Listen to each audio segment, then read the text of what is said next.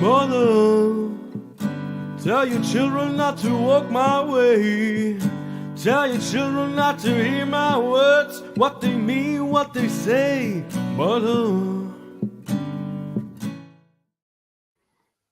Well, hello all, and welcome to this. And this is another show. I'm just trying to do my best Josh impression. What's up, everybody? We got Josh coming a little bit late. He'll be showing up here in a little bit. We can go ahead and get through with our topics once he does show up. But I thought we would just kind of shoot the shit for a bit. Go over whatever y'all want to talk about. I have a question just so we can waste some time on here. Okay. We had some chat. Please join our Discord. We need to promote that a lot more. Please join our Discord. Get off of Twitter/X and just come on to Discord and just hang out. Anything There's still a selection process that needs to be seen on there, you will get. Somebody will put it in the chat, so you won't miss it. Even if it's not ours, join a Discord. Just just please get. There are others out there. Yeah, get off of there.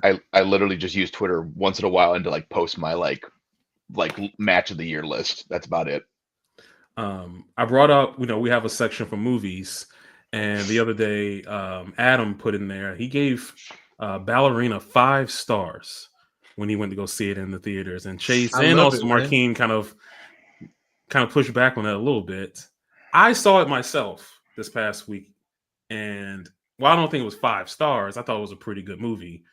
So my question to y'all would be, as far as this year, we're in the middle of the year, what's the best movie you guys have seen this year? Sinners. Ooh, that's Sinners easily very good. Very good. That's my favorite movie of the year. There hasn't been a ton of great movies this year, honestly. Like the Marvel stuff been kind of mid. Even Thunderbolts was just okay. And I can't think of the last time I got dragged to a theater this year. You don't do the strategy that I do?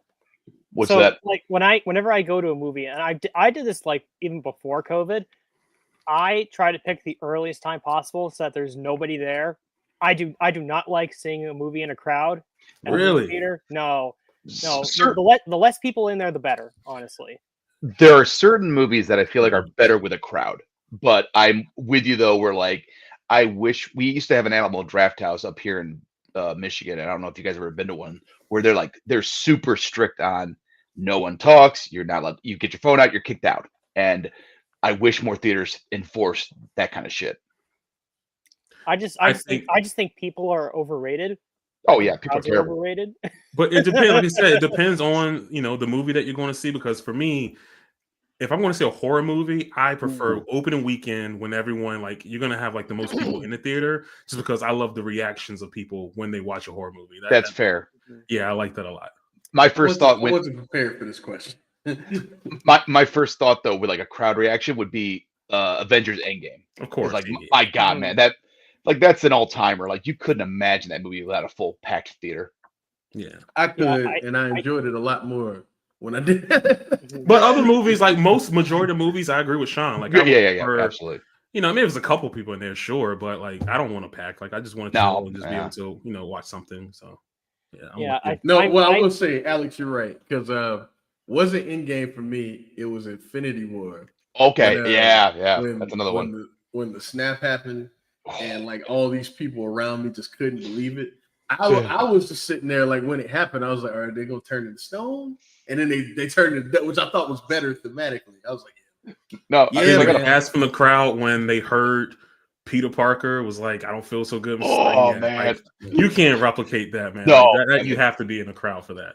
Now I will say, that was funny because right when that happened, the guy in front of me was like, "Fuck yes!" and then people started disintegrating. The best was me and my wife left the theater, and there's an employee working there wearing a Spider-Man shirt and had a box of tissues. I'm so sorry for your loss. Damn. Just I had to look it up because I honestly did not remember what I've seen this year. I've been pretty shocked. I didn't see Sinners in theaters, but I'll probably see, because that's on Max, I'm pretty sure, so I can just watch that there. It's coming that way. They just got it on digital. I'm waiting for the DVD to go on sale. I'm gonna be buying that shit for sure. But the only movies I've seen this year in theaters are the 2 Marvel movies. So that's Brave New World and Thunderbolts. And then I saw Queen of the Ring. I forgot. Oh, you got to the theater. The 3 days that was in theaters, and then I'm like, you didn't give me a chance to go see it. I'm bummed I missed that one. I also forgot I saw Mission Impossible. That was a pretty good one. Mission Impossible was great. I'm looking at my list. You know what? Sinners is probably the best movie I saw this year. War was my favorite movie I saw this year. Y'all need to watch that. Dude, that's another movie where like I wish I had known about it earlier, because like by the time I knew about it, like they only had like a few showings where it's like at like either 11 a.m. or fucking 9:30 at night. And it's like, god damn, I wanted to see that in theater so bad. One movie that that did come out that I haven't seen that I probably want to see is The Accountant 2, just because The Accountant was for many years a staple of pre-AEW Dynamite. maybe I'll just wait for it to show up on TV, and maybe it'll be to keep the real experience of having to watch it with commercials and everything. It just popped up on Prime, so I was gonna say I was gonna watch it. I never saw it, never really was interested in seeing it. It's fine. Yeah, but for me though, it's like the next couple like month or two is gonna be crazy, because at least for me, there's at least 4 movies that I want to see, and they're like all like back to back. I'm sure one of them is F1. So you got F1. You got Jurassic World. Mm-hmm. You have Superman. Soups. You have Soups. Yeah. And then Fantastic Four. I also got to throw out, like, I'm probably going to go see How to Train Your Dragon with my wife, because she loves those. Probably movies. Good. Dude, I'm excited just because, like, for like the flying scenes, like in theaters, that'll probably be dope. So. So is it just the plot of the first movie? Is it just the plot of the first movie? Yeah, basically, it's the same fucking movie. It's a Disney remake that's just DreamWorks now. So I heard it's good, but again, it's like if they just copy and paste the first movie, yeah, the first movie's great. So we'll see if it changes anything. But I'm probably still going to prefer the animated one. And I probably won't see this one in theaters because it comes out, I think, the same weekend as Fantastic Four. But whenever it drops on Netflix, I'll probably check out Happy Gilmore. The wrestling connection with them Jeffs in there. That's going to be like a Sunday afternoon movie for me. Yeah. Just me and my wife. Because that's like we were talking about this the other day. Where like I would say Happy Gilmore is my favorite dumb Adam Sandler comedy. Like everyone's got that one they really like. True. Happy Gilmore was mine. True.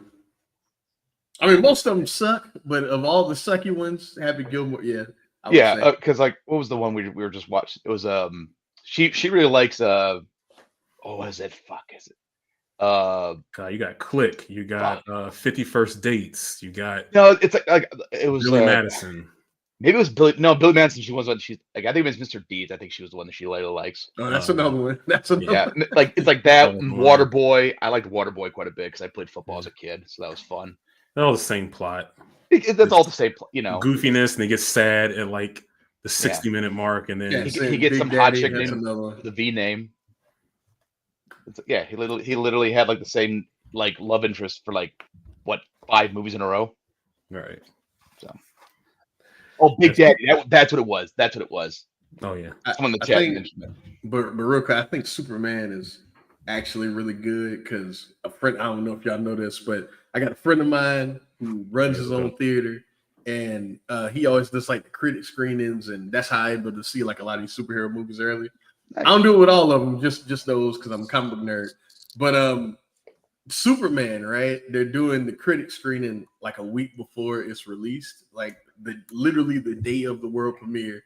They're doing that critic screening like at 10 p.m. that night, and like I'm gonna be there, and it's like nice. They're just opening it up to like so like usually when that happens, that means that the studio is confident about what they're about to give you. So I think Superman is good. Because a good example of the opposite was Captain America. Like I wanted to see that early, but he didn't get that until like 3 hours before like it was released to everyone. Like that movie probably wasn't done being edited until 3 hours before it premiered. You know what though? As mediocre as it is, it's a miracle it even is like coherent as it is. You know what I mean? Because which movie is this? Captain America. Brave New World. Oh, okay. I didn't hate it as much. No, it was fine. It was a middle of the road. But also, movie. I'm pretty disconnected. I've told you, I'm pretty disconnected from Marvel, so it was just like Thunderbolts got me back into it quite a bit, and like all I got to say about Captain America. Could you imagine if they didn't use the Red Hulk for marketing? Could you imagine?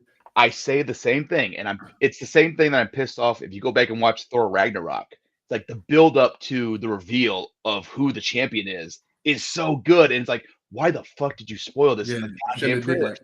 Because that would have been cool for me. Like, hey, we're going to the planet Sakaar. I would have been like, the people that knew would know, but the rest of us would be surprised, and it would be a big reveal, and it'd be fucking cool. It's Marvel does not trust their own product half the time. It's a miracle with Endgame that they didn't spoil like everyone comes back in the trailer, or like Spider-Man No Way Home, that they didn't reveal that there was going to be other Spider-Man in there. It's like it's a miracle when they actually get it right, but they fuck it up the twists and reveal that shit so often. It pisses me off. It's not even just Marvel though. That's like a movie thing, man. People can't help right, but Marvel. So much. But Marvel's the one. That's why I don't watch trailers. That's why I don't watch trailers. I need to start taking that process too. But like, at least Marvel, you don't watch trailers for movies you know you're gonna watch the teaser, man. Watch the teaser, and then that's it. Like, Like, I mean, we'll come back to circle back. But like, the thing that frustrates me with Marvel more than anything else is because it's such a brand. They're gonna make their money back every time, especially when they're at their peak. They didn't need to be doing these shitty trailers where like they spoiled and try to get them in the seats. They're already gonna be in the fucking seats.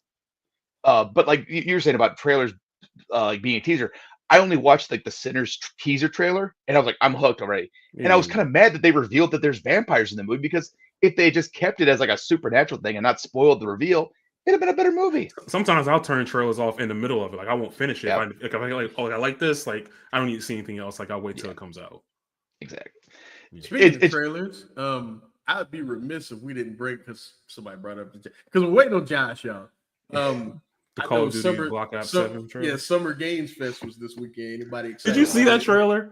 I'm sorry. Did you see the Call of Duty Black Ops 7? Yeah, of course. if you saw it in real time like I did, like it was the most confusing thing I've ever seen in my life. Like I'm sitting here locked in, like what is this? I don't really know what I'm looking at. I'm intrigued, but I'm weirded out, but I just don't know what's going on. And as soon as that Call of Duty logo, I didn't even see the whole thing. You just like, bro, are you kidding me? All this for a game that has been coming out every year since forever. Since a lot of y'all were probably in high school, like, and that was the final thing that they showed. The biggest shock for me was just the fact that, like, wait, there's been 7 Black Ops? Like, what the fuck? And not counting all the other games that they've had, the non-Black Ops. Like, man, I like the last one I played was Black Ops 2, and I'm like, fuck, I missed 5 of these things. The OG one. But Marquine, what game I'm talking about? I ain't even cut you off. I mean, come on, man. You know what I'm. Come on. Why would you ask me that question? Why? Is there anything else? You know me, Brandon. What am I most excited for, Brandon? Well, it's not Invincible, because we talked about that. What else happened, Brandon? What else did I see on there? Did I miss something? Did you watch the State of Play? The PlayStation State of Play? I didn't. I missed that one. What so you don't know? You don't know that Arc System is making a Marvel fighting game? The like, come on, brother. The non versus Capcom game. What's it called? Man. It's called what is it? Marvel Tokon something. Blah, so blah. Is it just Fighting Souls? Is what I'm saying. There you go. What's the concept of it? It's a 4-on-4 Marvel versus game. It's like Marvel vs. Capcom, essentially. Yeah, but just Marvel fighters and made by Arc System. It's by the same people that made Blaze Blue Tag Battle. Same guy, same team, whole team. Cool. I've never been a fighting games guy, so I'm probably not going to play it. But cool, people like it. Yeah, that's. I saw that, man, and I damn near had a heart attack. I almost didn't make it to this show. Thought that was it. I almost fainted, man. As soon as I saw that Arc System, and then they showed Captain America's shield, what the fuck's happening, man? Who's making that game? What?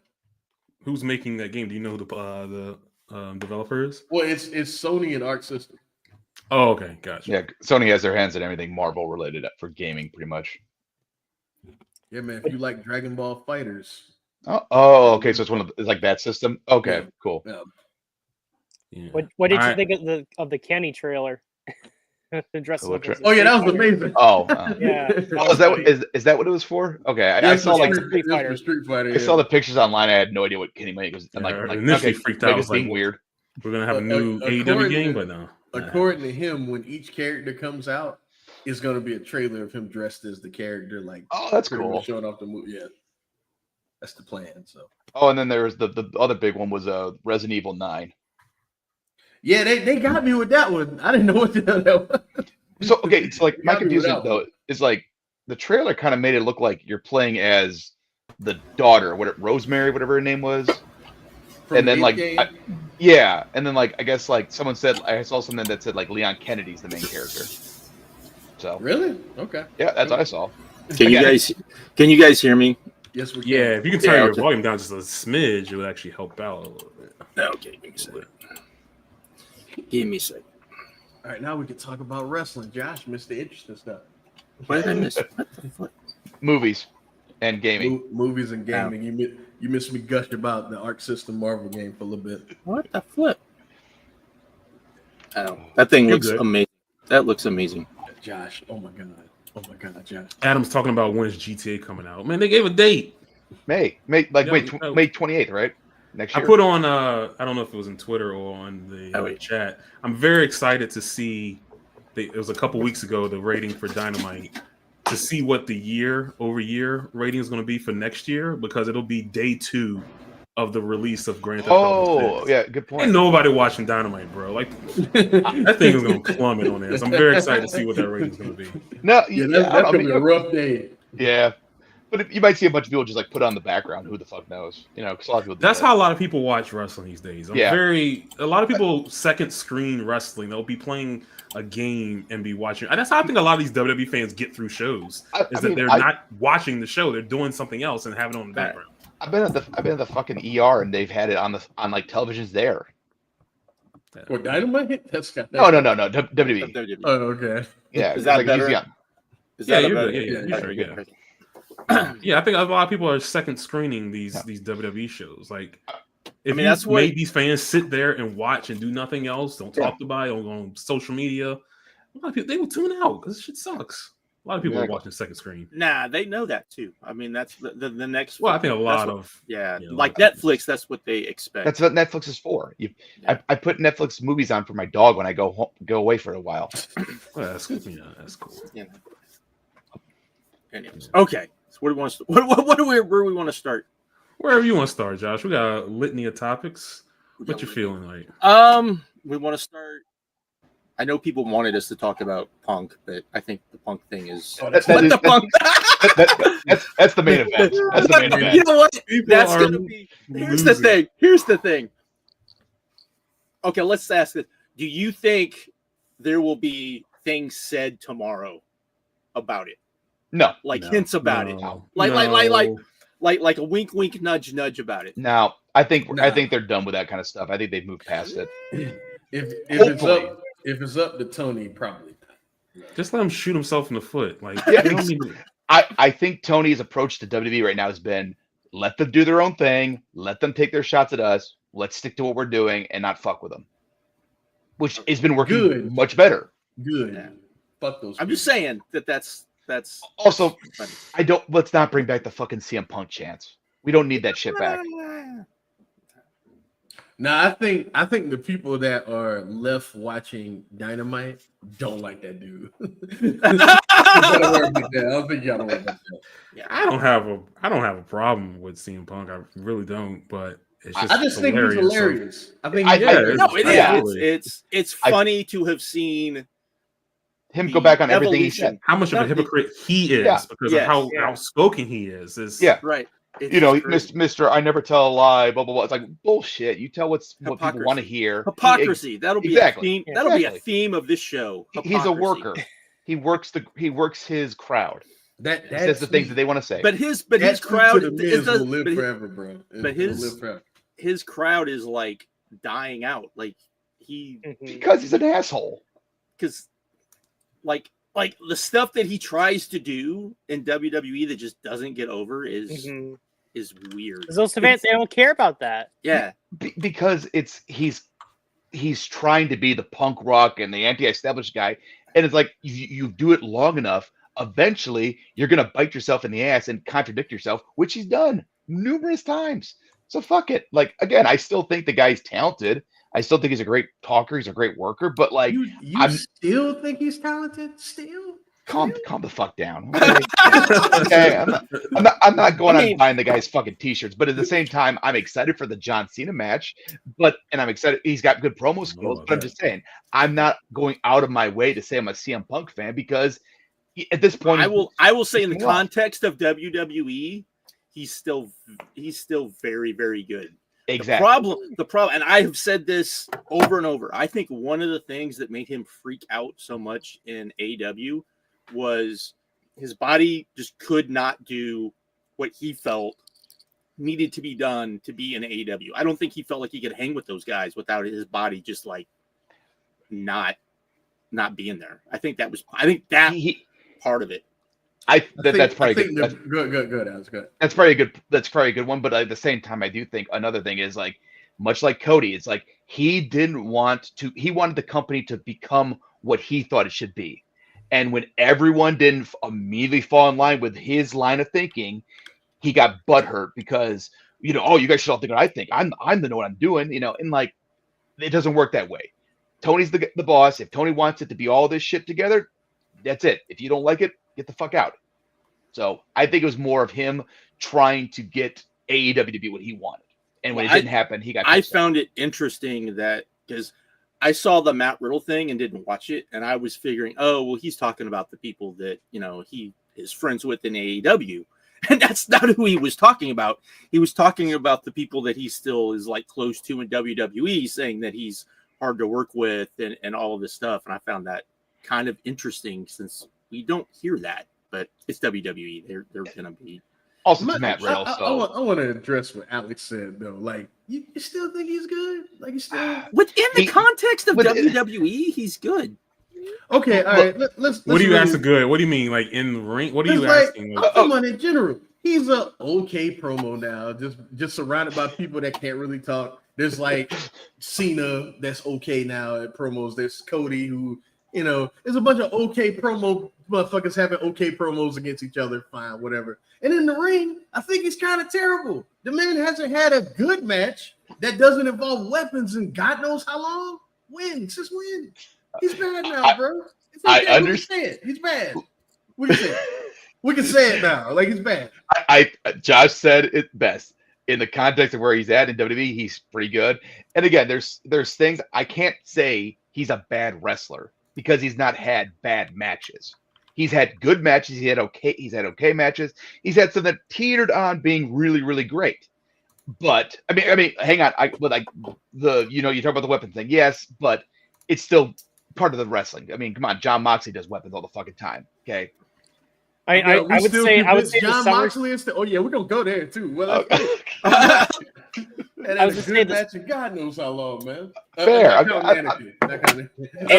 Anyways, we don't need to talk about. Yeah, no. Hold on, Sean had a point. I was just gonna say that the SummerSlam match last year was really terrible, but that really wasn't. That wasn't his fault. That was the friendship match. Mm-hmm. But we did get that really incredible Hell in a Cell. Weapons and blood. I know. I'm not disagreeing with you on that part. I'm just saying it was a really fucking good match. It was are we really going to torch people for having smoke and mirrors matches? Really? No. I'm gonna torch him. I'm gonna torch him for it. Not people. Him. How about best this? in the world. How about this? Come on. I will concede he's not as good as he used to be, and he's not as good as he thinks he is.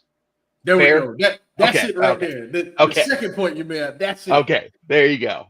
You caused all that trouble in AEW, like Josh said, because you can't fucking go with them dudes. That's why we cannot. Upset. No, we cannot. Upset. They're like, oh, the fans don't want to see me wrestle the most. No, they don't, because all these guys are better than you. You're not Kenny Omega. You're not Bryan Danielson. You're not even fucking give me somebody else. You're not fucking Eddie Kingston. Samoa Joe. That's right. You're not Eddie. You're not all these guys that people wanted to see more than this. No, I think Samoa Joe's the best. Samoa Joe's the better. Yeah, because they're way more. There you go. And Joe is like 30% of himself. Still better than this dude, man. God, he's not as good. Yeah, not as good as Ospreay. There's another one. I forgot about that. Ospreay wasn't there at the time. Yeah. Well, good point. Oh, could you imagine like Ospreay Punk? Like, Ospreay would blow him up in 5 minutes. It'd be hilarious. Oh man. Oh, I don't think Ospreay. You know what I mean? I don't think Ospreay. I think if Ospreay got really pissed at him, I don't think he would drop like. I think he would say something like, I've dealt with a guy like you before who says a lot of shit that doesn't believe it. I think he would say that line. I think he would say that if he really got, you know. Oh, man.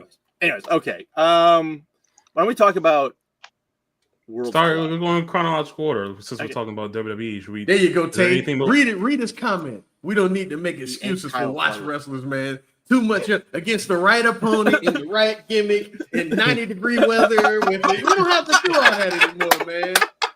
No more of that. No more of that, bro. Okay. What? Mariah May. You want to talk about Mariah May? Yeah, I guess chronological order. Yeah, she came first. So yeah, she talk came. about her.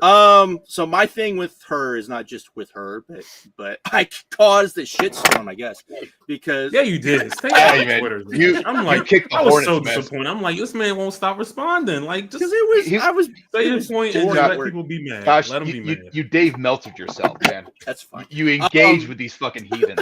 By the way, before we go on, apparently we do allegedly have her name now. What is What is it? What is it? Apparently it's Blake Monroe. What is that? What is that? Brazzers.com. It's like you put in a random name Bro. generator. It's like, what is Whatever. that? That sounds. I think about I it. saw like 40 other better names that people came up with. Then Oh my it's a God. lot of them were like joke names too, and better than that. Like Mariah I'm March. not sure. I'm not Shazzy. sure That if could be a she. dude's name. March, that's good. Yeah, I'm not Like sure if that. she showed up on TV tonight yet. But if you go to her Twitter, she's already changed her handle. So Blake Monroe. Okay. Well, Yeah. Blake Monroe. Okay. Mhm. Here's my thing. You're right. It is Blake Monroe. I'm not calling her that. I'm sticking with Mariah May. Oh shit. She was part of arguably the best and the biggest women's feud of the last year. I think that I would argue for North America, probably the best women's feud in like 10 years. like right, like a big, huge, Yeah. big, huge deal was on national TV. You signed. I understand. Hey, that's where you always wanted to be. That's what you always wanted to do. That's fine. But the second they tell you, oh, we're going to put you in NXT to start, you say, no, you're not. You say, no, you're not. And anyone that says, oh, you don't know, you don't understand the negotiations. Really? What did R-Truth just do? Who we don't even, he's not even R-Truth anymore. Ooh, He's not even R-Truth anymore. You know, the comedy guy gimmick, who, yeah, he's been in the league for, or the league. He's been in wrestling for what, 40 years at least?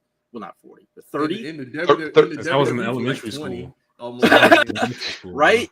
He And debuted this with Road dude Dogg. came back, said, okay, you're going to give me a short-term deal. You're not calling me R-Truth. You're calling me Ron Killens. So that when you're done with me, I'm using my name. I'm leaving. And I'm going to make a hell of a lot more money doing, nothing on the indies. And he can do nothing. I don't mean that in a bad way. I mean, just basically go out, do some stuff, get paid a lot of money. That's smart. Whatever her name is now, Mariah did May. was Call Mariah dumb. May. Was dumb. You don't do that. You say, no, I'm better than half the roster you just pulled up. I'm over. There's only one person that you just called up of the women that I will not be more over than. And that's Stephanie. And for props to her, she got over more than anybody. Than Julia. She's definitely more over than what's the other one? The Roxanne. Roxanne Perez. She's definitely more over than her too, I would say. If you walked in, we're on SmackDown, we're on Raw, that's a bigger deal. You don't settle for going to NXT and being forgotten about the same way Julia just got forgotten about. And now the fans are like, on her. Do y'all not remember the hype when they signed Julia? That was insane. NXT. Yeah. Man, oh my God. I part of it is her fault because she should have been like, Lil, I'm not fucking wrestling like I don't know how to hit people because of these fragile ass fucking little girls that y'all put me in the ring. I'm not doing it. That's what she should have said, but she didn't do that because, whatever, man. Whatever, man. Like Josh said, man, capitalize off your buzz, man. Know your worth, man. I agree with Josh to an extent. But that being said, I do think her being like in like classes to kind of like learn the WWE style would be fine. But don't put her on fucking television. Save it for main roster. I would agree to that though. But Oh, you I mean think Julia? When she debuts, no. I'm you talking need about to Mariah see May. her I'm on- talking about Mariah May. Yeah, She yeah, already yeah. wrestles that style. She already. Yeah, I'm just saying, like, take a minute, take like a month like if to they like learn. I'm with Alex, if they want her to change how she works, like do that with her not being on TV. But I have a Thank question about her, that. you know I have what a I mean? question about that too. It's really weird. The guys don't have to go to NXT. Oh, you're right. The women, but the women have to go to NXT. That really makes me wonder: do they not trust their own homegrown talent enough to like What's if they funny- bring somebody in that they just don't know how to work with them? They trust the wrong women, the wrong woman to go to the main roster versus NXT. They went with Jade Cargill straight to the main roster, Yeah. right? Oh. She didn't do NXT, right? Anyone needed Brandon, She went NXT. straight to the main Brandon, roster she needed where she NXT. was not prepared Brandon, at all. Brandon, no, damn it. Now it's the time. Look at the chat. Gavin 48, you and my bitch right now. If that roster is stacked, name me anyone that matters besides fucking Rhea Ripley.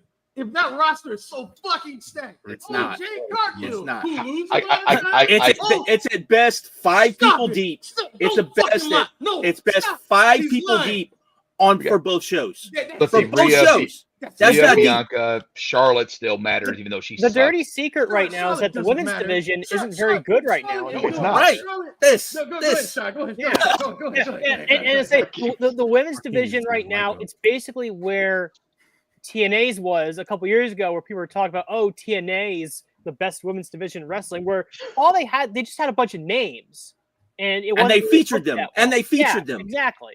Here's the It's the thing. same thing I- here. I think WWE has women that are there and that are over, but a lot of them can't go anymore. I mean, like one I named Charlotte. Charlotte. year- When was the last time every year- Charlotte had a good match? Every year the Royal Rumble tells on them. All Yeah. these women- That's a bigger. Nothing. Yeah. Every year, That's a every bigger year that indictment. match tells on them. So y'all gonna tell me Right. this roster is stacked? All I mean- the women are there doing that. I said this on Twitter. And y'all see them on TV all the time? Fuck out of here, man. I said this on Fuck outta Twitter. here. You had Jordan Grace with no rumors, no nothing, show up in the Royal Rumble. Got one of the biggest pops of the night. People knew who she was. This myth that people don't know who people are is a fucking ridiculous. Especially People pay-per-view knew- audiences. People knew who she was. And I understand that she was still in TNA and you're doing the TNA NXT thing. I will give her a pass. But as soon as that was over, main She's on roster. main roster. Yeah. Main No, roster. She's better than we just had that stupid Saturday night's main event match that I watched because people said how horrible it was. It was and bad. I was like, what the fuck? Which match are we Really? talking about? It was Selena Vega Chelsea versus Green Chelsea versus Green. Selena Vega. Yeah. I got a question because y'all Go- go- Oh, the 619 match. Yeah, that one. Yeah. I got a question. Who is the biggest star when they debut? Mariah May or Pentagon? Pentagon went straight to Right. the main roster. And Right. Straight to the main roster. that's a good point because like And that's a guy who's never ever wrestled no. the WWE style. And also And, like and have they to also learn spent shit. time with hyping him up a little Yeah. bit. Yeah. Also, Versus Mariah but, May that just especially because randomly showed up. You we've- had to find out on Twitter that she was there. we've seen luchadors come into WWE and bomb. I mean, Sin Cara, Mystico is one of the greatest luchadors in the world. He showed up in the main roster with no NXT time and immediately died a death. Now, good on Pentagon for not fucking up and actually doing pretty well, but it's Ray crazy that Phoenix they took too. that risk. But Ray Phoenix too. Yeah, I mean, again, it's insane that they took that they- risk. That's why I wonder: is it a lot of like Jade Cargill sucks? Jade Cargill sucks, but I do wonder if she was taught Negotiations. to wrestle. No, she was taught to wrestle a certain way, where Yeah. she could go in the ring, she could get carried, but the way that she got carried was the other person basically walking her through the match. These women can't do that. They can only do the choreographed, hey, this is what we're supposed to do at X point. And if that goes off the rail, or if the fans aren't doing it and they need to change something a little bit, none of them know how to do it. And I You think saw that in one of their matches. I can't remember which one it was, but it was a Bianca and Jade tag team match, and they got lost. And you could see the look on Jade's face where she didn't know what the fuck she was doing.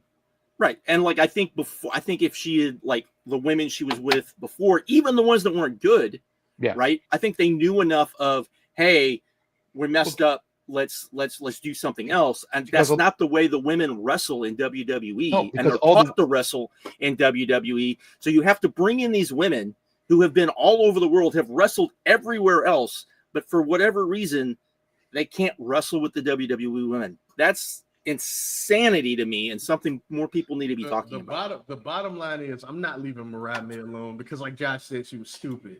You were just in, like Alex said, you were just in probably the biggest women's feud in like a decade. You were just in the biggest women's match in like God knows how long. You know what I mean? That had more buzz, all that sort of stuff. Toni Storm might be one of the 3 or 4 biggest stars in AEW because of Mariah May right now. Like, that definitely helped.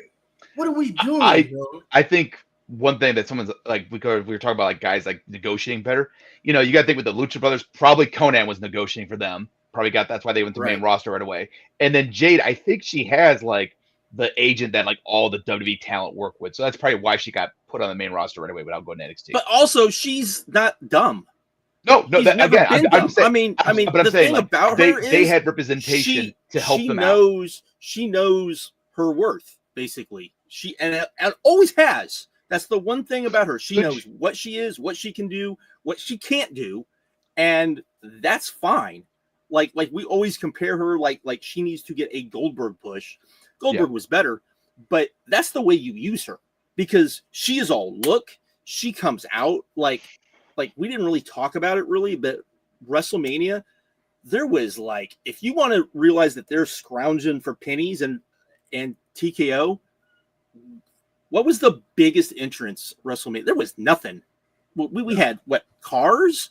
That was it. There was nothing. Living Color announcing Punk. Yeah, one. And that wasn't like elaborate. If you know anything about those dudes, they'll choose any time. Well, I know, but like that's and they're close, and they're close with Punk anyway. So it's like, but you didn't have any of that. And the thing you do with Jade Cargill for an entrance is use the Weather Channel dude when she would be on Dynamite and would have these entrances immaculate entrances. Because Tony Khan was smart enough to know this is, look at her. Look, even if she never learns how to wrestle, look at her. Tony Khan booked Jade better than WWE did. And you know what's funny? You know what's funny? Yeah, see, AEW fans piss me off because they complain about her matches and she's not good. But hey, somehow that girl still was over. She was over her whole time in that company. Yep. The entire run, she was over. So I mean, in a company that full of people that can work. And that work rate is important and is how you get over. It's it's similar to the Hurt Syndicate. Like, they haven't had any great matches, but fuck, they're over like crazy. Exactly. It's the same thing. You're right, John. Same thing. I mean, freaking like we all talked about. Like, I don't know what like Bobby's gonna look like a monster, but is he gonna come over? And man, people were like, look at this fucking dude. I really loved his first match with Swerve. I thought that was a great match. You know, I mean, he can go. He knows what to do, and if you put him in there with a guy that's going to bump for him, basically the idea is look at how Tony Khan treated Jade Cargill, and look at how Triple H has treated Jade Cargill. Right. If you're gonna sign her, not to do that, then why sign her? She had more buzz in the backstage segments before she debuted than after she's debuted. Because that's one of her strengths. Looking the part. Stepping out of limos and just looking the part. Yeah. Exactly. The one thing I'll say about Mariah May is that I don't have a problem with the path that she took. Like, honestly, like using that's the smartest thing to do. Yeah, I was gonna say should be more of that. More using the AEW run, like going to AEW and getting your name built if you want to truly go to WWE someday. Like, that's the right move to do if like you want to just go straight to the main roster and skip NXT. But if she went straight to NXT, then like what was the point of her going to AEW when she could have just gone to WWE after Stardom? Could it be argued that she Give me a hug, Sean. Could it be argued that she wants to have a long career in WWE, so she figures I'll go about the right way, I'll start at the bottom and I'll work my way up? Is that a possibility? Yeah, but it's not a smart possibility. But you shouldn't think you shouldn't do that, man. Take advantage of your opportunity. I know, but that's probably her mentality. And I don't know why. Alex. She probably could have got the SummerSlam main event if she wanted to. Right. Exactly. It's your dream. Exactly. Like she's gonna be like, here's a like that evolution to pay-per-view, right? That's going to be what, 5 matches probably, maybe 6. Maybe it'll be like, oh, this is special, so we'll have 6. It's gonna be 5. 5. Yeah, it's gonna be 5. More than half of those are going to involve legends, right? I We mean, all we're gonna know do that. That's what they We're did gonna have to do last with time. Nikki Bella. Right. That's what you're going to do Yeah. last time. And then you're going to be stuck with the people that they're going to want to push. She's not going to be on that show. And she's definitely not going to be on SummerSlam, where if she came in on the main roster, she might still not be on the Evolution show, but fucking God, she probably would have been on a 2-night SummerSlam. So Yeah, easily. I mean, she probably would have been like a prominent women's match on Saturday Night Main Event. And people thought that, oh, you're just mad that she left AEW. I'm not mad that she left AEW. We all knew. Like you. Yeah. And the thing is, the way she went around it says a lot, because she went to Japan. She learned to wrestle in Japan. Basically, that's where she learned to wrestle. And then went to AEW. Then went to AEW. Like, look at all of the people that go that path, that don't go to WWE and go through NXT. Look at all the people that, and I'm not talking about the ID. I'm talking about actually go to Japan, make a name for themselves, maybe get signed by Tony, and then go to WWE. That to me, and if you're going to do that and you agree to go to NXT, and this goes for Saints too, you don't do that. I don't care if that means you're still going to be like a lower mid-card guy or a mid-card guy. So fucking what? It's better to be seen. Right. It's better to be seen and get yourself over in front of that audience, which I have no doubt either of them could easily do, because they are, we just saw, and all of us knew, anyone with a brain that knows anything about AAA knew the most over guy on this show we're going to talk about was, we all knew. I would have fun talking about that guy. We all knew that, because he's made for WWE. Is he going to be a main eventer? No. Is he going to be a little mid card? Or I'm going to predict that man's career when we talk about AAA. I'm going to predict that man's career to a T. But fuck, look, he was the most over guy in front of, like, there were definitely AAA fans there, but he was the most over guy there, not over with the AAA people, right? The WWE fans, like when Psycho Clan was out, they didn't give a shit. You could hear the AAA fans, because they gave a shit, because that's the most over guy in that company. That's one of the most over guys in all of Mexico. And whatever. When we talk about that show, should we talk about that show now? Are we done with? Hold on. Last point I want to make about this, though. I talked about this when Vic had his live streams. Shout out to LV. It needs to be on these, by the way. Yeah, he does. I cannot wait until the next generation, after me and Brandon's generation, Sean's generation, and like probably the generation below it, but like the people that are kids now get over the dream of going to the WWE and just look out for the bag. Because at this point, those tweets from Mariah AEW be here for have like you seen those years, WWE tweets from Mariah May? She was in the trenches, bro. Yeah. 10 toes down. She is a soldier. And you're going to have to, like Markeem said, like in a couple years, you're going to get those people away from that dream. But right now, that's what people have. Do we want to talk about R-Truth? Like, no, wait. Let's okay. I didn't know if you want to talk about. Yeah. Okay. Make sure. Okay. Y'all watch Worlds Collide? I did not. I did. I did. I watched the whole thing. It was good. It was good. Yeah, it was a good show. Yeah, exactly. Hot take. I was going to say. Never mind. Everybody liked it here. I do have a controversial take, but that will be when we talk about it. I think it was a blowaway show, but it was like there were 3 good matches. I mean, on it. people who said this was at least the second best show WWE's put on all year. I don't watch the NXT show, so I can't imagine NXT show being this good. But because I would get annoyed with the way they do things. I got annoyed with a lot of the way they did things on this show. But it was really good. Like, I thought everything for the most part was at least okay, and I thought they did a good job of explaining everything. But should we? My biggest gripe, and I just have one right off the top, is I was mad that they hype up the original Worlds Collide show when that fucking thing is not on their goddamn network. Put that on the network so we can appreciate. I thought it was on the network. I thought it was on the network. I don't think What's so. the network? The network is dead. What are you talking about? Peacock. Peacock. The fucking It tab. wasn't. Oh. I don't know. It was on the network. It was on the network. Okay, okay. I thought that was one of the things they did not have on the network. Yeah. Was like when they launched. No, they had it on the network. Okay. I don't think it's on Peacock though. They should put it. They should have to advertise. They should like Friday night. They should have released that show. I thought they were running it. I thought the majority of the people who watch the show were never going to watch that at all, man. These I fans know, don't watch but this is for me. History. This is for the one History, percenters, you enjoy it, but these fans Oh, don't care about no damn history. I don't give a fuck about their fans. I mean, about me. I mean, they did a lot of those history promos on this thing. I will say, never have Conan on commentary ever again. No. I felt so sorry for freaking Corey Corey because Corey's not. Corey's one of the best. Corey is very good, Bad. right? But he's not good enough to be able to do a show literally by himself. That's the problem, and that's what he was having to do. And so I saw a lot of people going, Corey wasn't. I was like, dude, he was having to do that show by himself. Conan joins the 4 horsemen of bad commentators in WWE, which is the punter, Booker T, Jesse the Body, and now Conan. Those 4 guys could stay the fuck away from commentary. Yeah, Jesse. Jesse's bad. Jesse's bad, but he's not even entertaining. He's in his own little world. He's just in his own world, and that's fine. Yeah. I'm fine with that.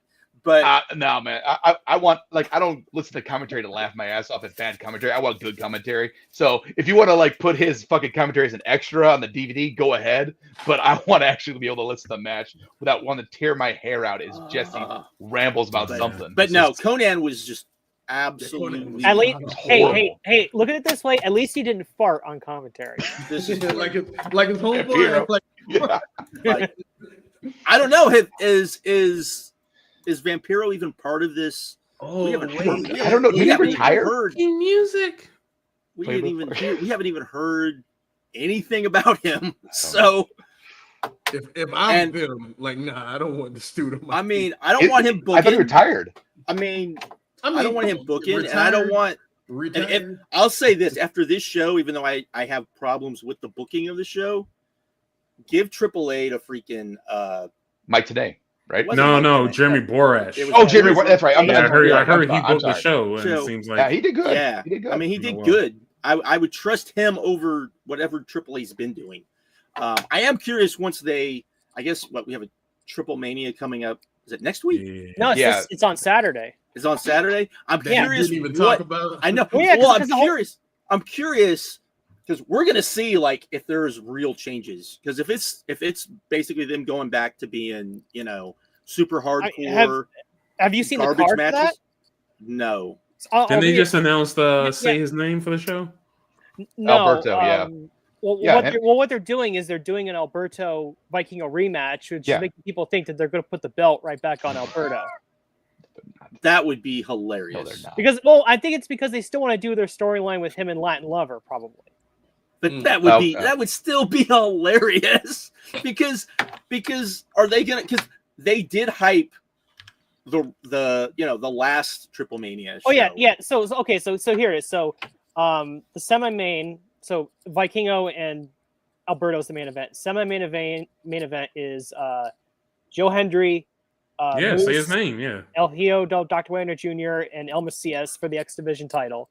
Oh, Jesus. And then What? Yes. Yeah, I know. And then the third match on top is the Sanson and Wagner. Quantrero versus Forastero. Quantrero is the one that's in jail, I think. They're defending the tag titles against Angel and Humberto, the Nemeths, and Pagano and Psycho Clown. And then the rest of the show has no other WWE. It sounds like a show triple mania show. Like, Yeah. Better or what the worse. fuck, Yeah. That's what it sounds like. You have some TNA in there. You have the only WWE involvement really is Angel and Humberto. That's it. So no loss there. So I guess the tag match would be where we'll see if the hardcore stuff is still there or not. Because that would be because I was actually going to say, so I think that second 6-man tag just got lost in the shuffle on the show. Like it was okay. I think I don't understand, like, because here's the thing, like AAA, the hardcore stuff, like they got that from ECW. So I don't know why they, because WWE, obviously they own all the ECW stuff. Why not make that match a hardcore match so that it stands out from the other 6-man tag?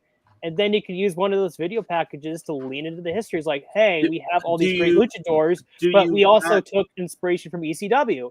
And then, it's obviously not going to be like you can't use glass in WWE, but you could at least do a hardcore match and then play to the strengths of Pagano and I guess to a lesser extent Cycle Clown, instead of having Pagano, botch his first moves as soon as he gets in the ring. Oh my God, he was terrible. Well, I mean, he's not terrible. I mean, he's ne's great. I mean, he's only good when there's when literally it's like he's doing a real hard, like a death match. So, especially since the first 6-man tag was better, like.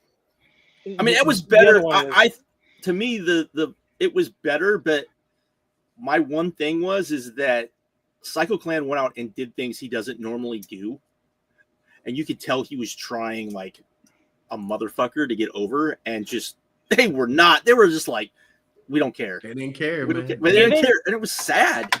Yeah, what surprised me is that given how, again, I haven't seen much of him personally aside from like WrestleMania weekend stuff.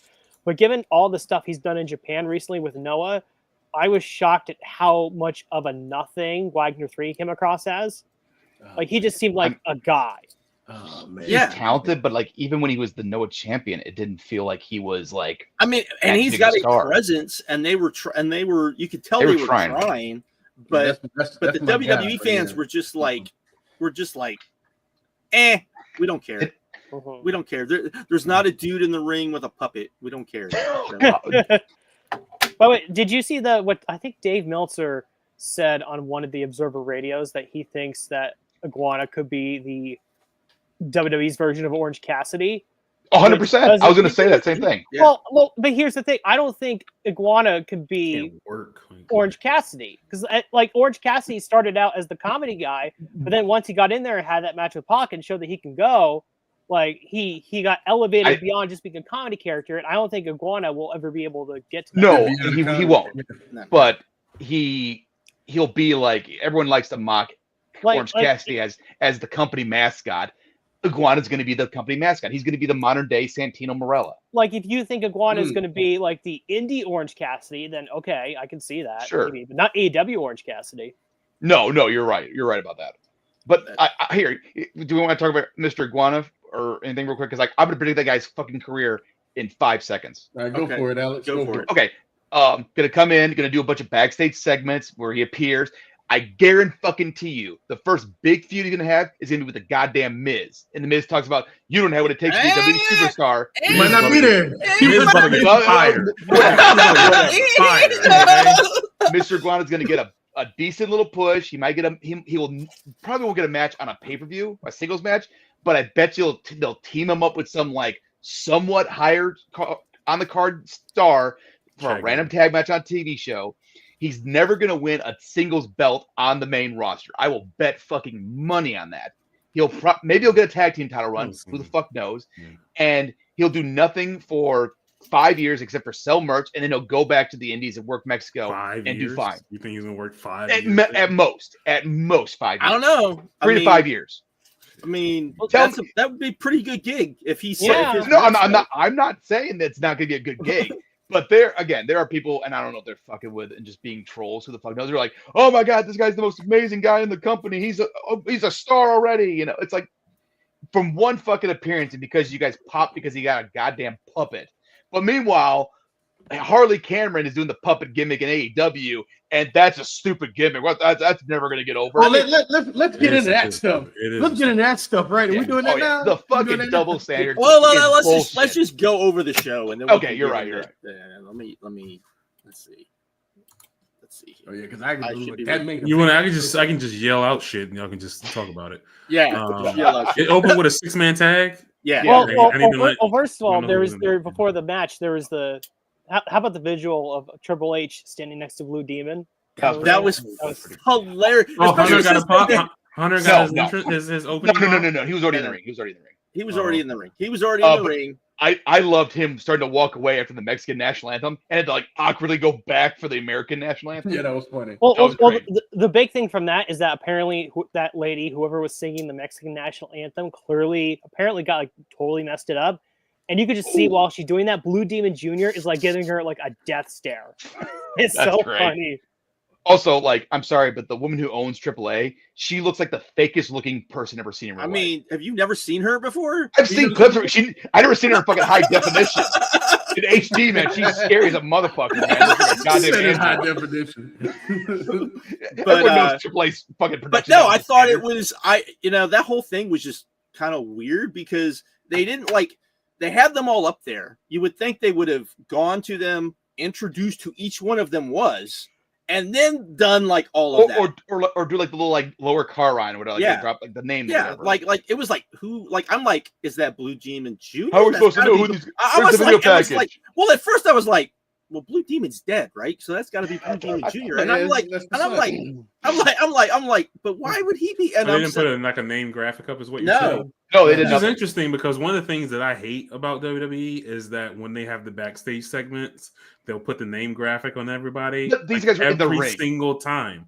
But these guys were in the ring, and then like they did like a whole like please That's for fine. the. I mean, but still, So, like the fact that you do it for backstage segments for people I got do it for the same people every week, and you know who they are. Like, why would you do it for the people that? Because it was Blue Demon Jr. It was Sean, and it was the Marcelo Pena.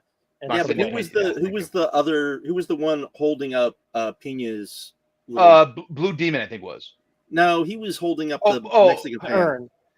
Yeah, they have. I don't know. He had the urn, and then the other guy had the flag with Pena's. Yeah, with like the passing it. I don't know who it was. I don't remember. I think it was just a backstage. I didn't see this part, so I can't really talk about it. Yeah. But it was weird. It was like, tell me who these people. Later, they ended up like kind of telling you, but it would be like, hey, tell us like who these people are, and then from there you went to the 6-man, which was good.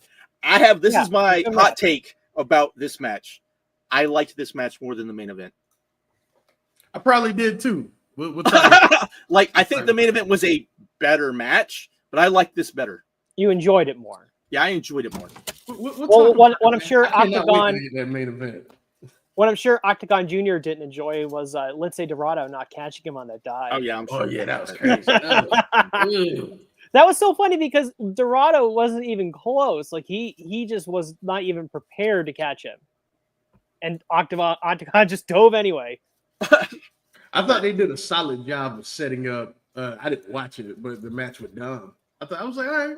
Yeah, they did. Like that worked. I after the show, I was like, but it may have been egos involved. But I would have maybe ego shouldn't have been involved, and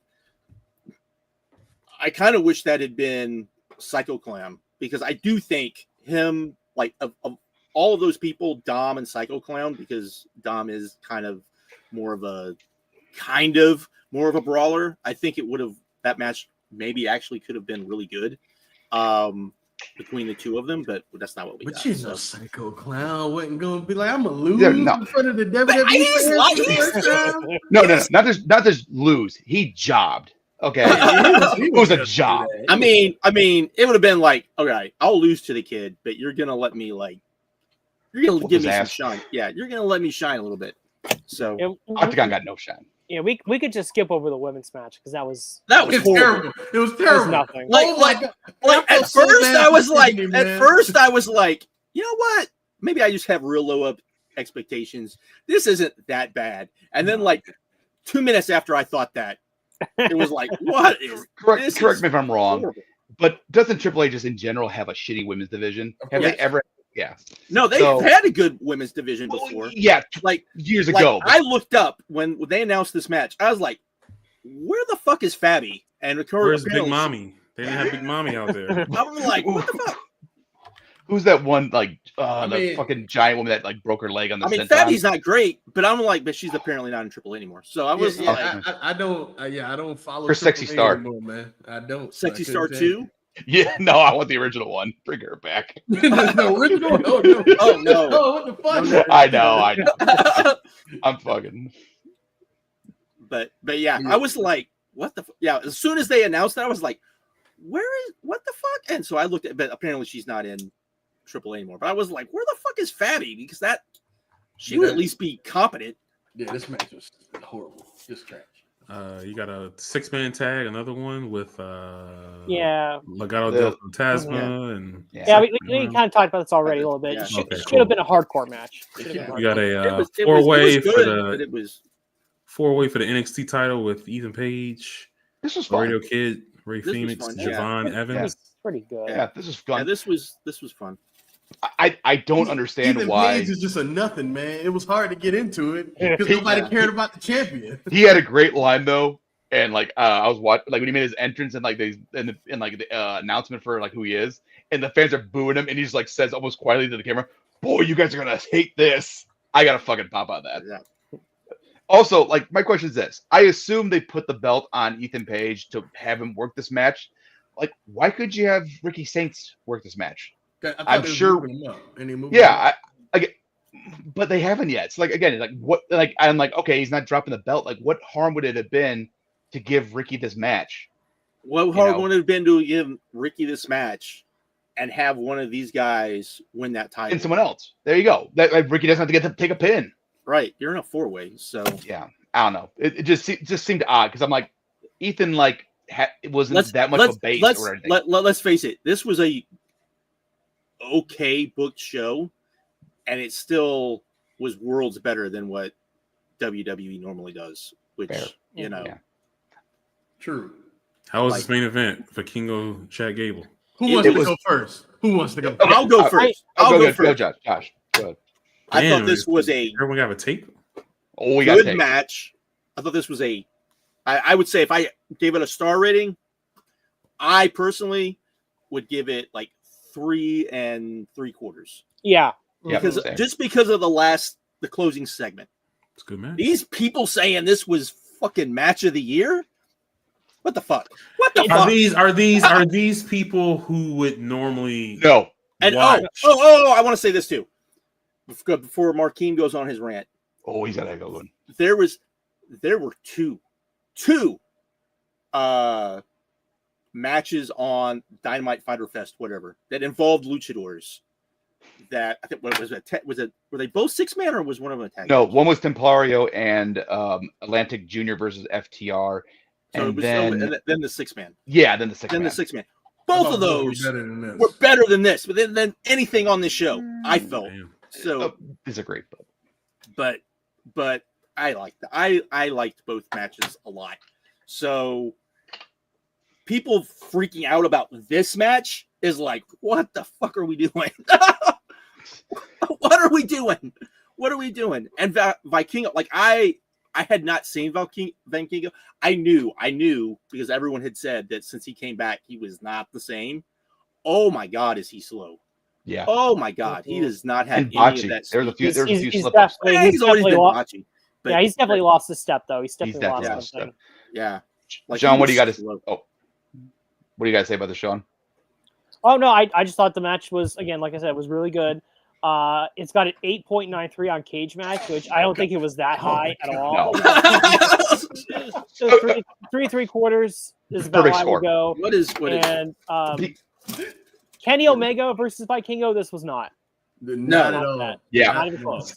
That's okay. 2 things. Number one, I think like the rating's perfect because like the opening like 5-10 minutes were kind of just like dull with every WWE match ever, and then they got to the crazy shit and it picked up and it was awesome.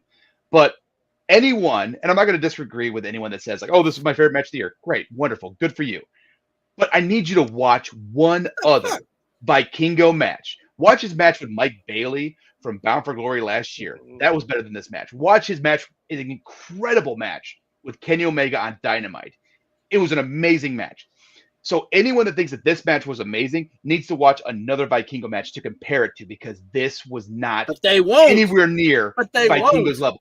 I know they won't. I know they're not going to fucking do it because it's WWE produced. Sean, real quick, what's the 4-way have on Cage Match?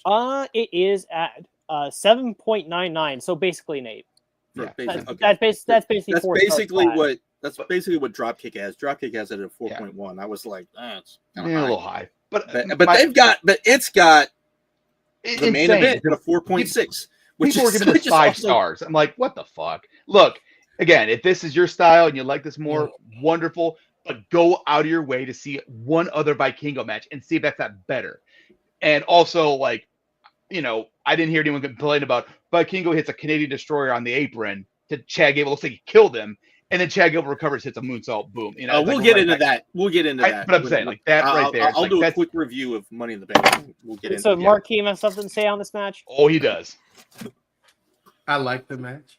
I thought it was good.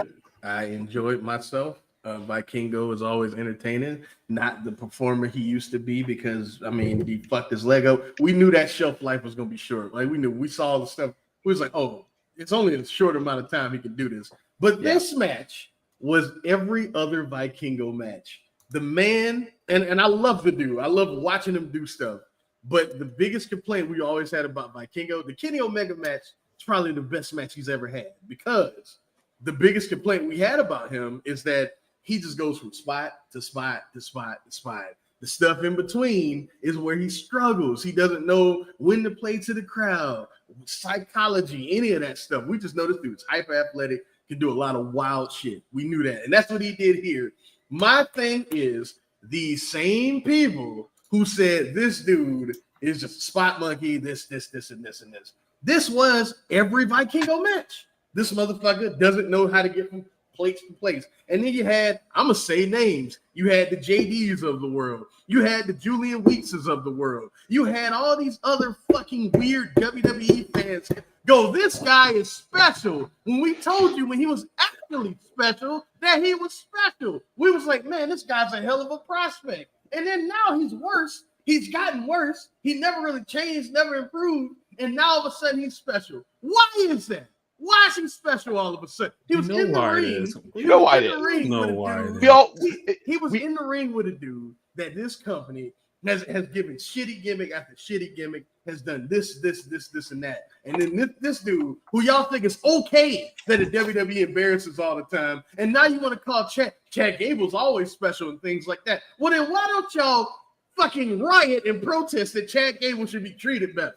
Why is it? Why do you defend the stupid? Why do you defend that stupid Chad Gable gimmick? Why do you defend that gimmick? You know what I mean? Why is it when he faces one of the guys that we have talked about, that Brandon, Josh, Sean, Alex, guys that aren't here, he faces a guy that we talked about, all of a sudden everything is special, everything is great, everything is wonderful. It's because you motherfuckers actually like pro wrestling, but for some reason you're afraid of pro wrestling. And let's be honest, WWE said it was good. This match got announced. I don't think any of us was like, on this match. No, we all knew it was going to be. Everybody, we were all excited.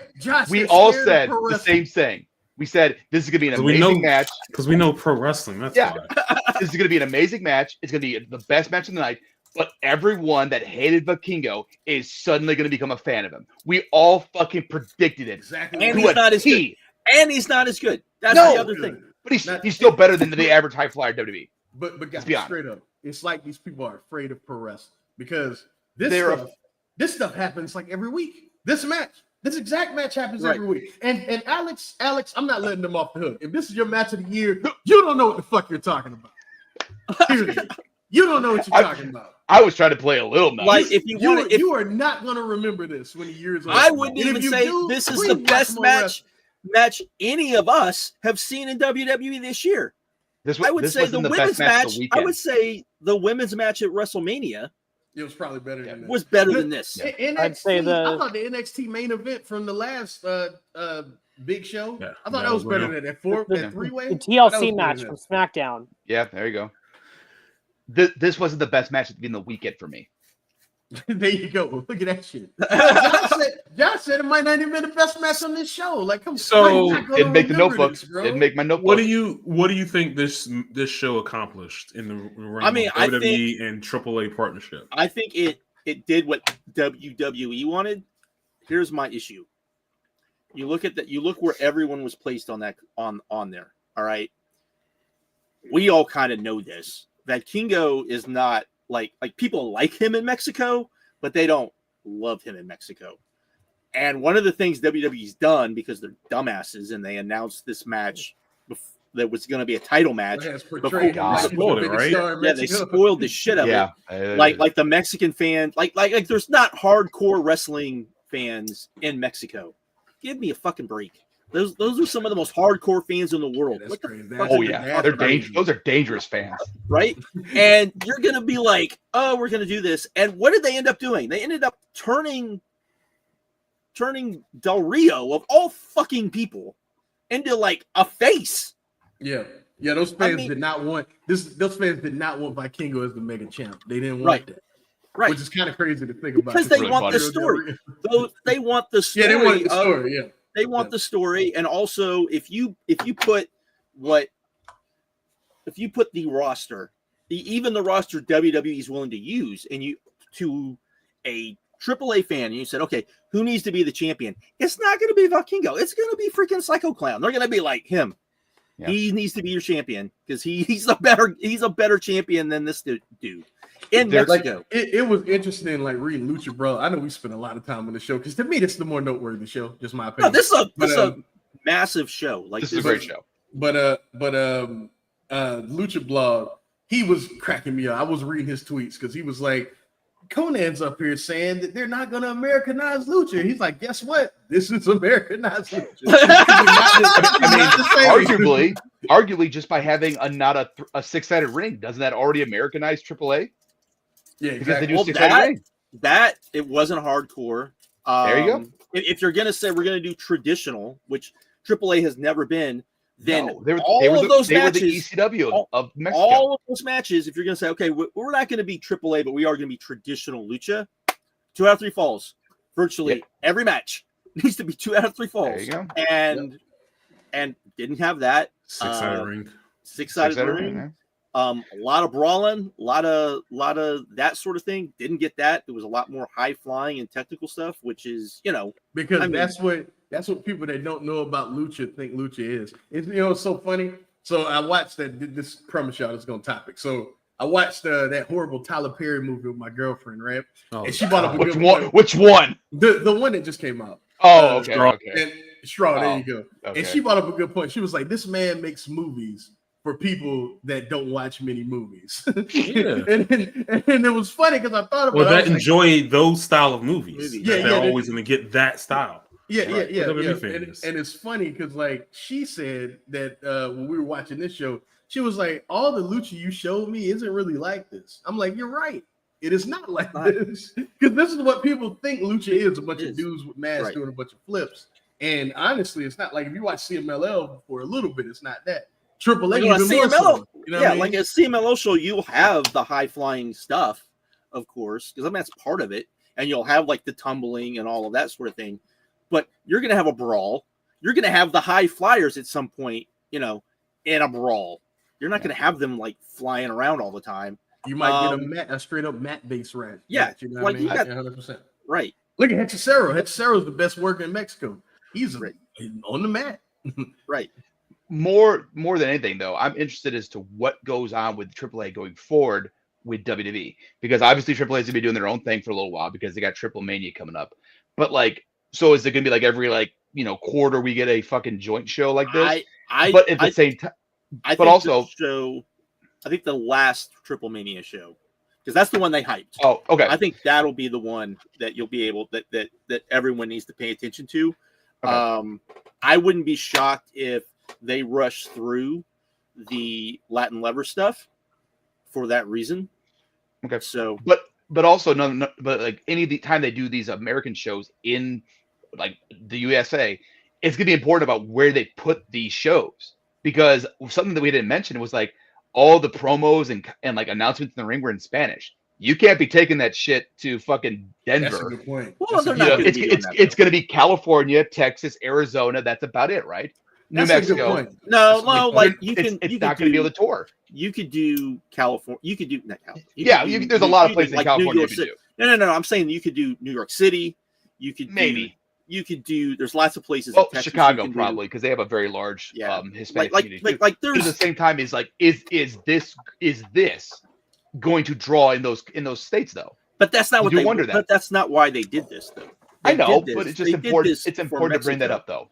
They did this for Mexico. I think they'll do that. I think they'll do that sort of thing. But I think that like I said, I think we'll see. I will say this. I enjoyed this show more than I have any AAA show I've seen in I can't remember when.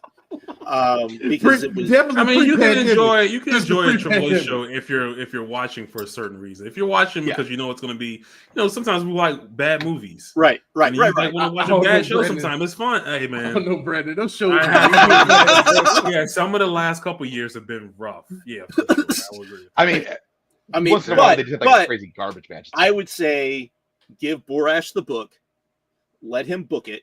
Don't just let him book the American stuff. I'm sure he's at least let him have final say, because this was, and like I said, I felt like this was, of what I've seen, this year at least, was probably the best booked WWE show as well. I mean, which isn't saying a lot. No, it's not saying a lot, but you're right. It probably is most consistent, at least from beginning to end. Yeah. Okay.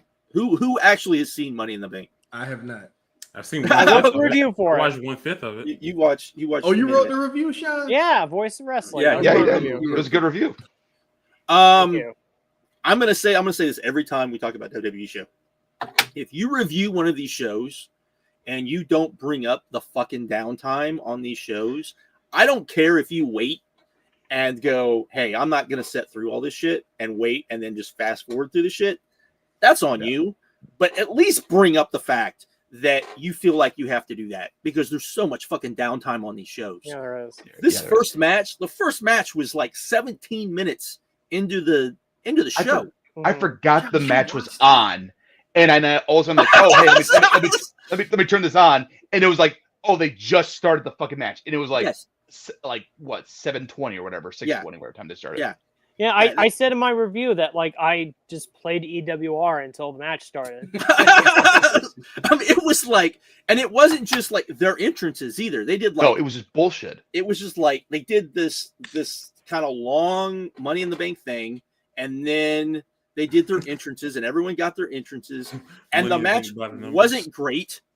Like Julia is, to say she's not over. She's under. She's under. She's under.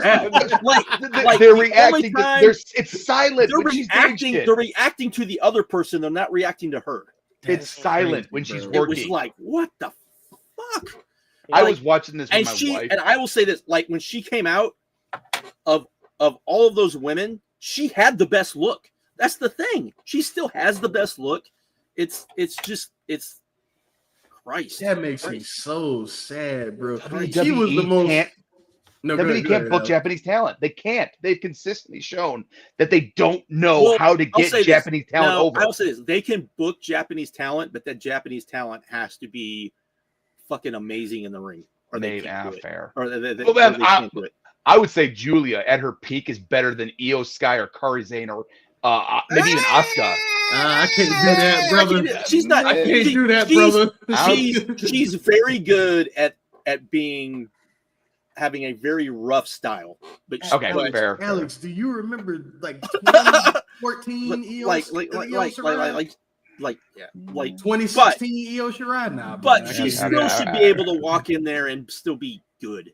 And you're right. And she was like not over. And that goes back to my point of her being in NXT did not help her.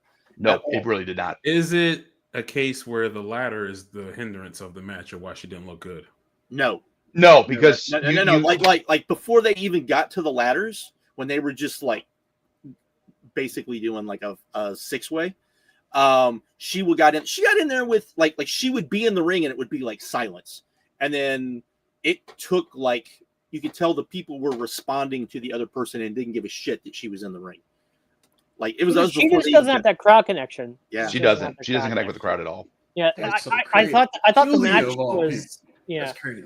I thought this match was like just kind of subpar. I think it just wasn't like it. Was it the worst women's Money in the Bank match? Probably not, but it was. I mean, when I can't remember him. Who's the chick with the doll? Alexa. Alexa Bliss. Yeah. She was probably one of the better workers in this match. Oh, and Jesus it's not Christ. and like she's not one of the and like she's gotten She's better. not lying, but though. That's the thing. But she's like, because she's been in these matches, she knows what to do. And the one thing that she can do is she can do spots really well. And so many women in this match looked awkward around the ladders. How was it Roxanne for struggled. Roxanne really, especially. she struggled. for a ladder match? Was it any good? No. I There's gave it. memorable I gave it 2 1/4. Damn. Yeah. I would liked it more than that. I would give it 3, but it was for a maybe ladder 3. match. For a ladder match. Name me what was the most memorable spot besides Stephanie Vacher smacking her ass on Rhea's head on a ladder? That was the biggest spot. Well, these ladder matches are soulless, man. Like they just happen. And this is not. I'm not saying just the WWE. Like I think across the board, like ladder matches are just played. Like we come on here every time AEW has a ladder match. Yeah. And we go, why are we doing a ladder match? At least we complain. But then they do a ladder It match. usually ends up being better than we think most of the time. Right. Also, more than often than not, at least with the AEW ladder matches, there's one memorable spot. You're like, okay, this match was like pretty standard, but like then that crazy spot happened. Like, Right. But even then, do you remember it? Like, do you remember like the match that it happened in? Like, when's the last time you felt something watching a ladder match? Probably the Sammy felt Guevara something? Cody one. Oh, felt You something. know, Oh, for man. me, no, I thought about Man. this. I wanted to bring this Man. question up. Do you Man. remember it was supposed to be Dominion 2016. Yeah, it was It was supposed to Tanahashi. be Tanahashi And Kenny. and Kenny. And But then something it was happened with Elgin. Tanahashi, Elgin. and they replaced Elgin. That match That was was- fucking awesome. I haven't watched it in a long time, but I remember that match was God, that's- fucking awesome. Hey, And that's the Brad, last that's time I like years remember when I ago. felt something watching a ladder match. Since then, it's just Because you have to have the thing about a ladder match, you have to have people who are willing to create in AKA the ladder Young match. Bucks. Yeah, I was going to say for me, the one that I felt something Escalera was de la Muerte. and maybe because I was in the building at the time was Bucks and Lucha Brothers at All Out 2019. Yeah, Like it was because good. that match was special, man. But you got people that can create. Like look at what was because Christian was in one of those ladder matches where you Christian could and tell. Kaz on Impact from 2007. That's what you're talking about? No. In AEW. Yeah, He was in one of those. That match was dope, though. I Oh, remember what they you're they talking have about, didn't they have the one at the All In with the patriarchy and like the trios belts on this time? Or something like that. But it was Him and good. Wardlow? And it was Oh, good. yeah, that Remember was- Wardlow did the Swanton. He did the Swanton Yeah, that off was the a- ladder I onto forgot about- Christian. I forgot about Yeah. that one. You could tell, and you could also tell that Christian was kind of like organizing the chaos because you could like kind of see what he was doing. And I think you need somebody like that. I think you need somebody that really understands how these matches work. And when Alexa Bliss is the person in the match that really gets it, that's probably not We got great. a problem, bro. Houston, probably not we have great. a problem.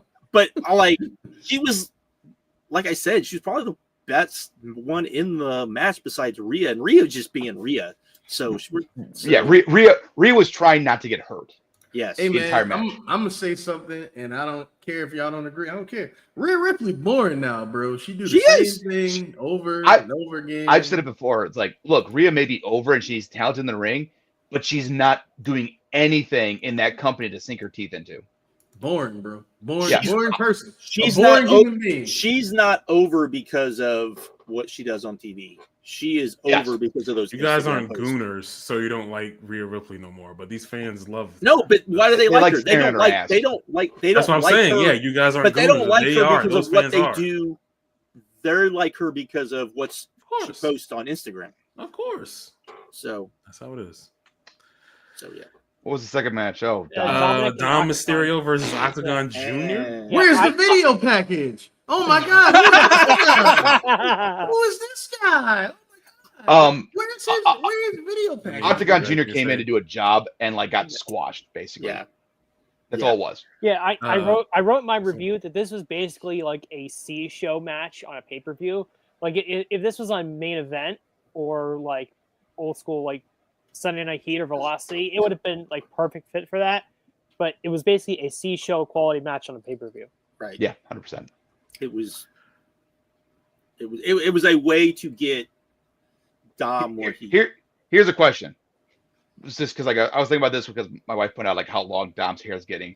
Could we see with AAA especially a Dominic and like a hair versus mask. Oh match. no! It'll be Dom versus Ray, and a hair. Awesome. I'd love to see that because that'll probably be Dom versus Ray was the only match I've liked of Dom's in his entire career. That'll probably be because I mean that's what Dom is doing. He's doing that Latin scuzzy. It's great. It is great. I do like it a lot. I mean, it's just he's not a great worker. He's just not.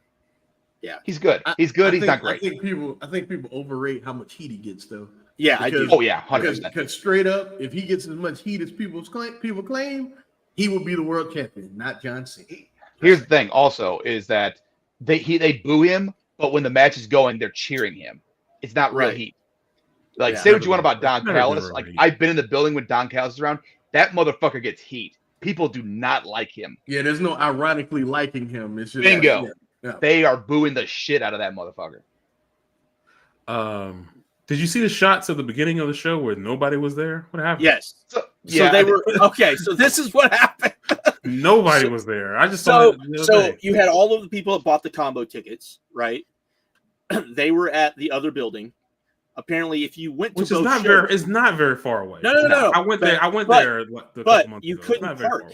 Yes, you had. If you parked, you had to get in your car, leave, and come back. Oh, that's fucking stupid. Yeah.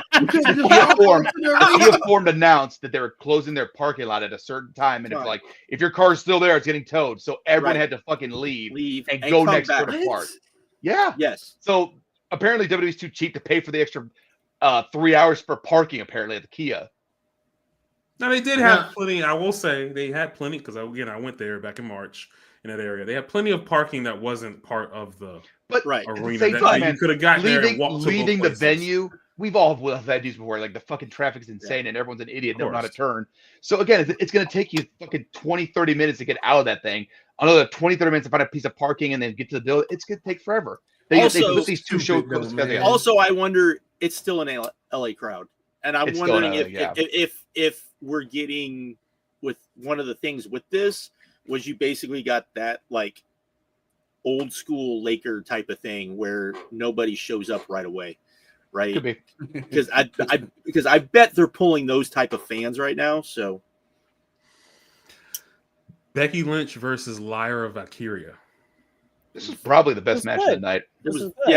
It was. I liked it better than the WrestleMania match. No, it was a backlash. Or backlash, yeah. Backlash. You said it right, Josh. Don't let them correct you. No, I could say all the same shit. It's all the same. But backlash. I liked it better than that match. So I think the first one was a little bit better. I was a little bit more like crisp. I wasn't as big on that match as everyone else was.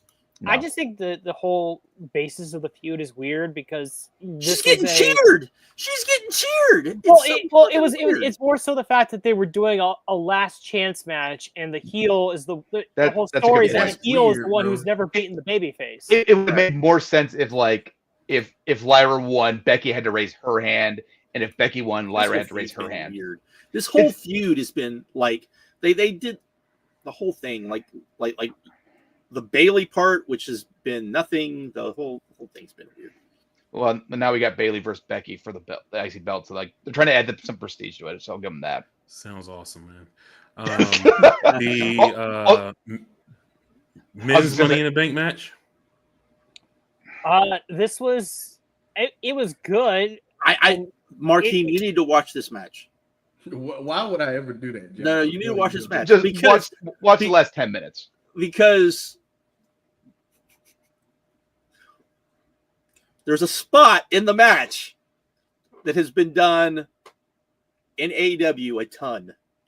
And WWE fans absolutely loved this spot. What spot was that? To the point people were going back, finding tweets that people had made about when it was happened. I want to see this. What spot was this? What was this? Talking about? Just go and spoil it. Penta did the Destroyer on the ladder. Yeah, he did. Okay, I do need to see this now. And they all defended him. I was like, well, he sold it, and they don't sell it in my god. Here, okay.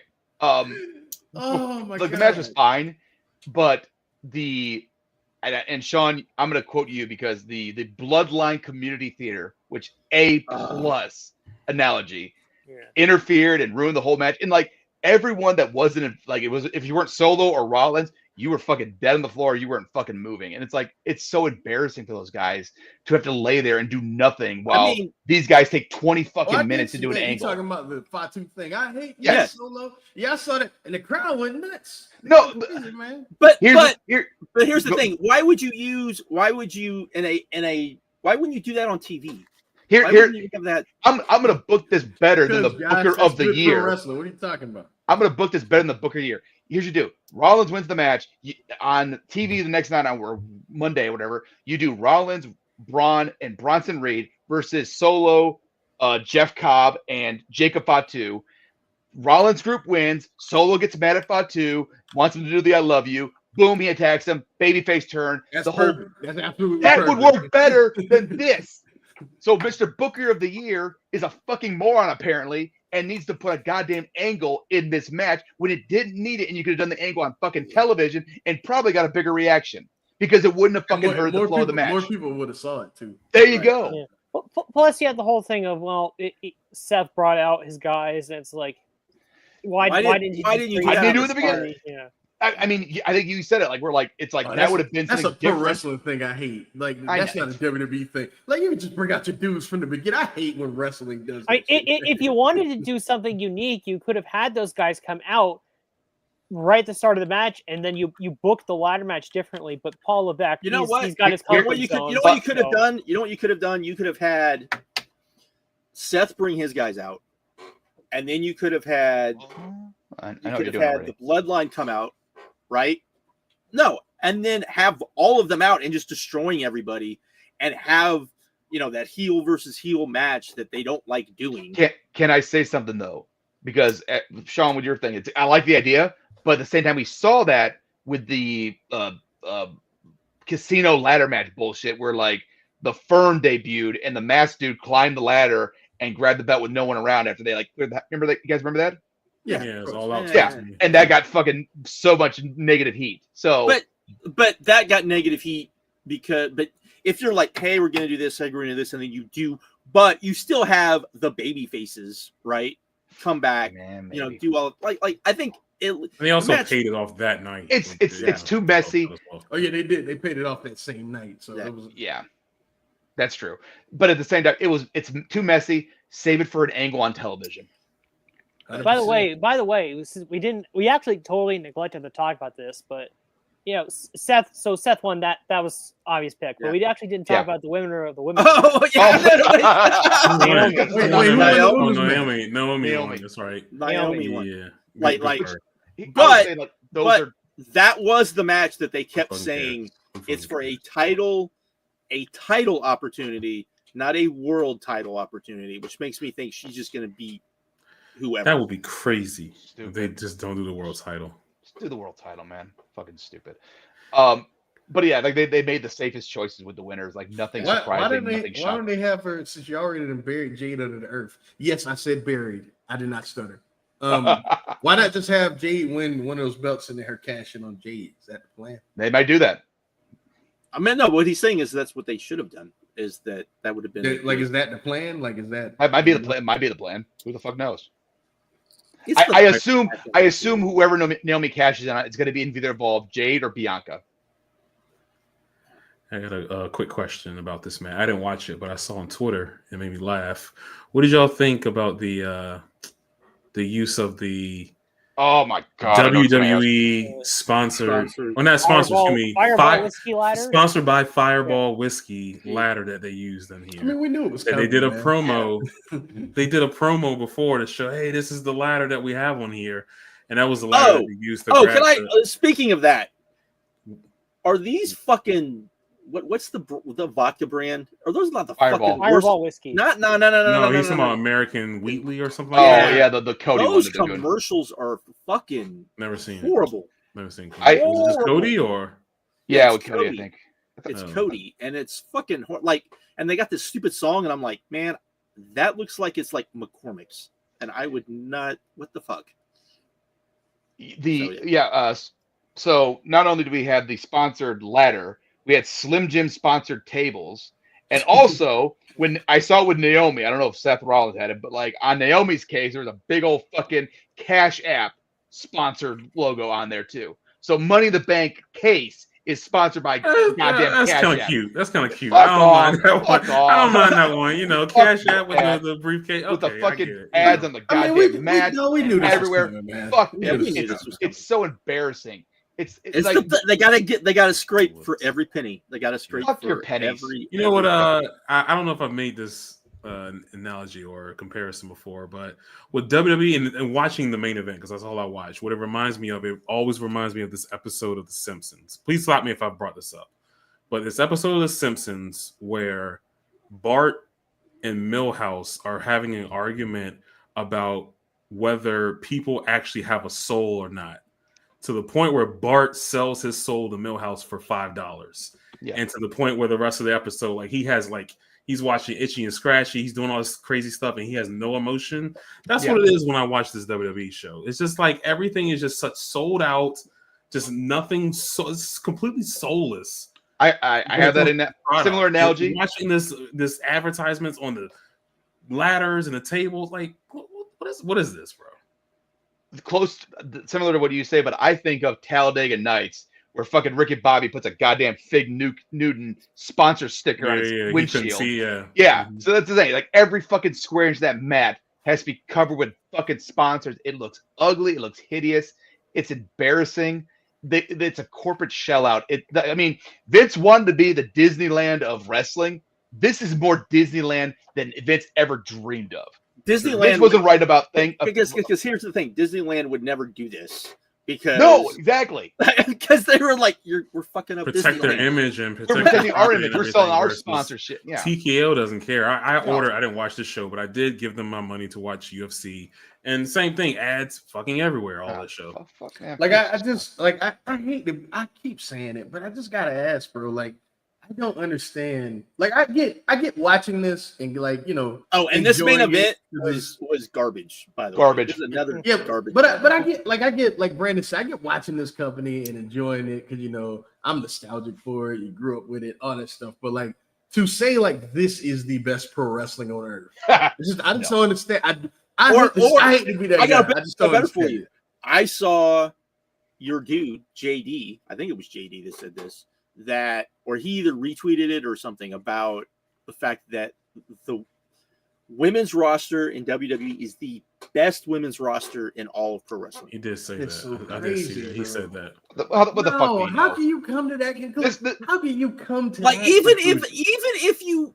if you're like, oh, I don't know a lot about pro wrestling, but I do know that because there are people in this company that came from there, that there's this company called Stardom, right? I would imagine that entire roster is better than the entire roster in WWE. Like it's so crazy, bro. Even if you want, you can just say the entire Joshi, like just like because I say every time I review Stardom, by the way, Blue Moon Extra, sometimes I do that.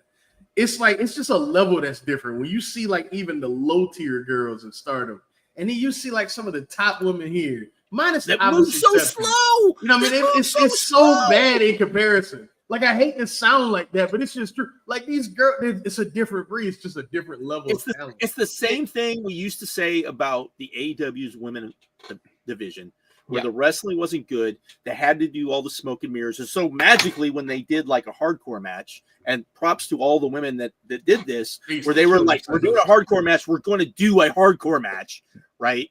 So, which is one of the things. Like they never shied away from it. Right. They went full out, but it made those matches great because that's what they could do.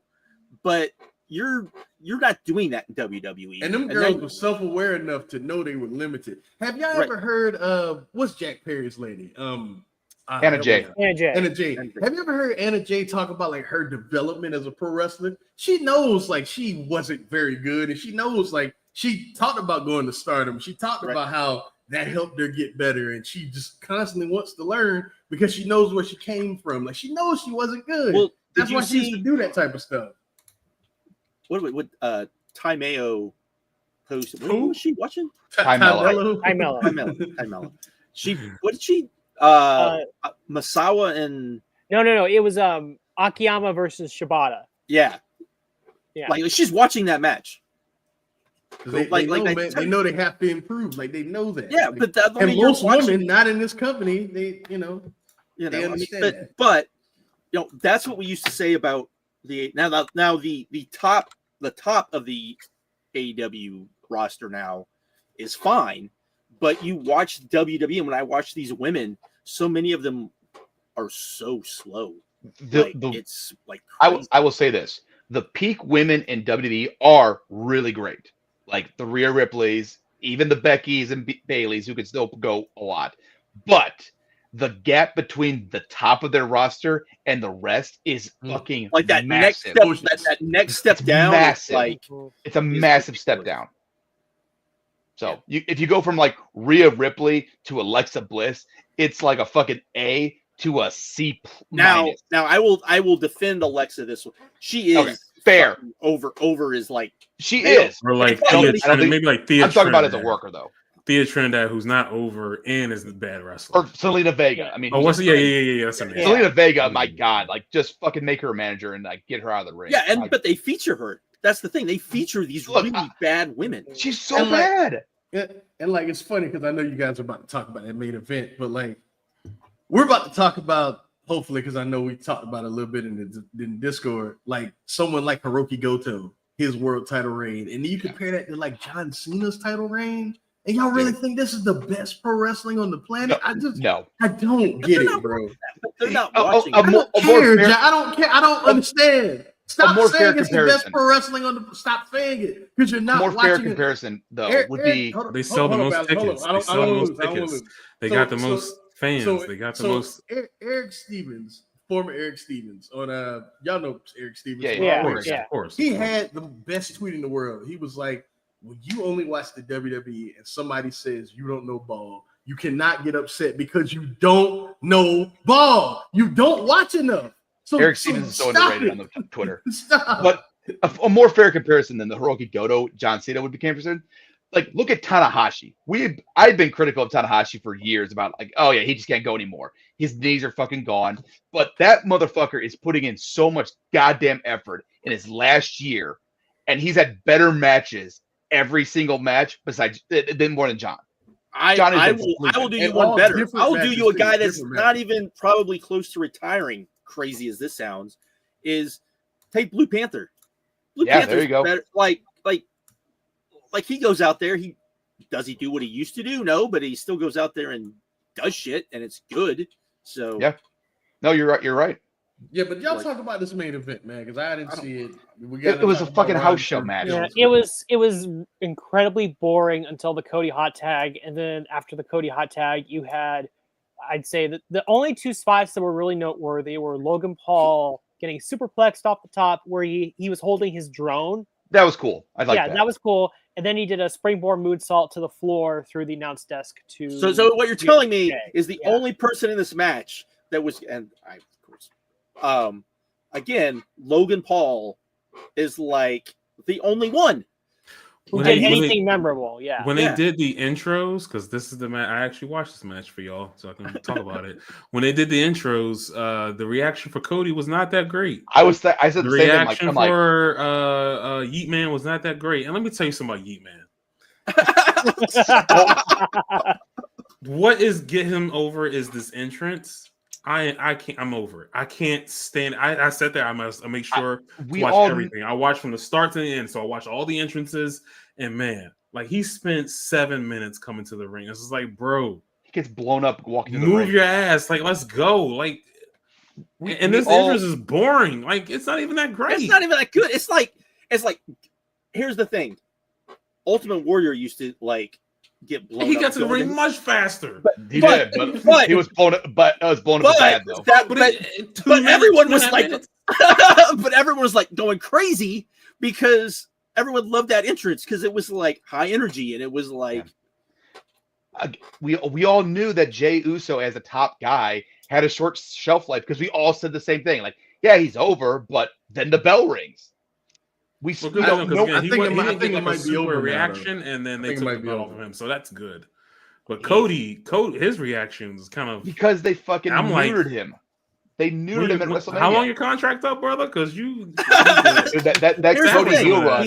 He won the belt, then he had the defense of it. And he did a good job with that. he had a like he that didn't title win. reign. No, he didn't win the belt. And Right. then he had his championship reign without the belt, where he's beating Brock Right. Lesnar and all these Yeah. people. Yeah. And then he wins the belt, and But- it's like, and then- what are yeah. you gonna do with him now? You know? Here's Right. the problem with that with his run though, and I've gone on this rant before, but like they sabotaged it from day one because immediately The Rock came out the Raw after Mania and is like, I'm going to challenge you for the belt at some point, and so everyone knew that Cody versus The Rock's going to happen, so no one was believable as taking the belt off Cody, and then But they you still fucked that can't up. just.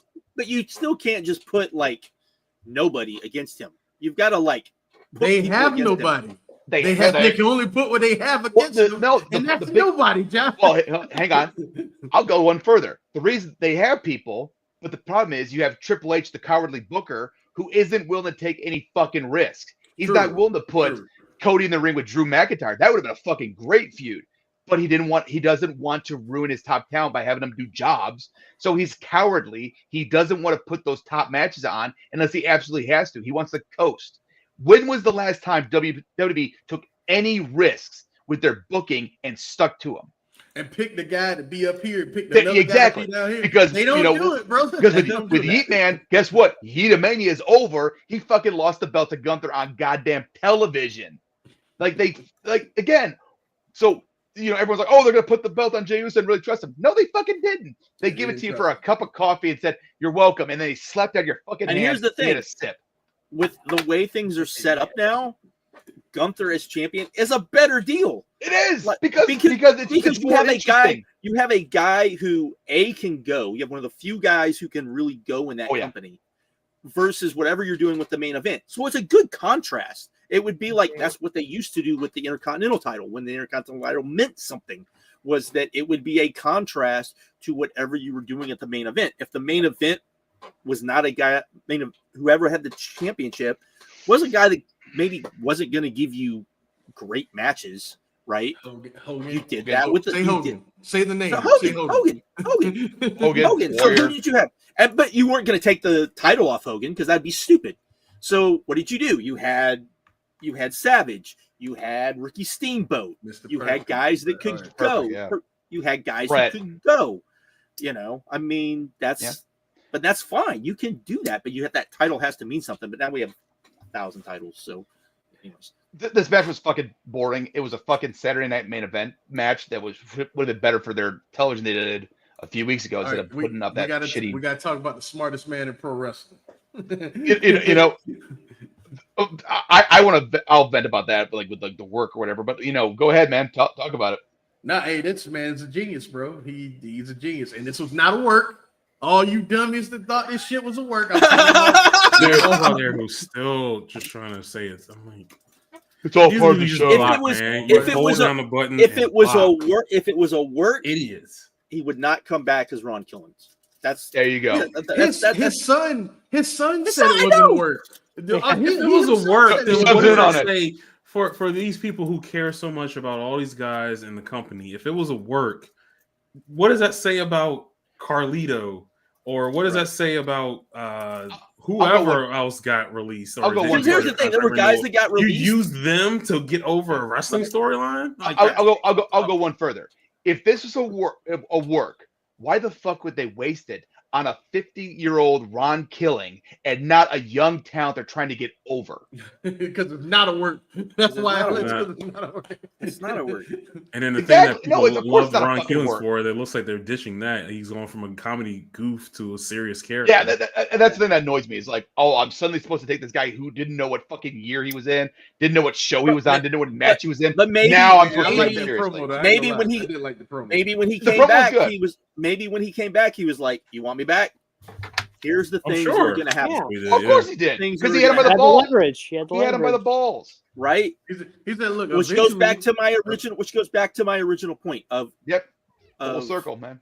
He knew eventually I'm gonna be out of here one day. No matter what the fans say, it doesn't matter. Right. You know what I mean? But when I leave, y'all gonna make sure I'm good. That's what that was. Exactly. Smart Mariah May. Smart.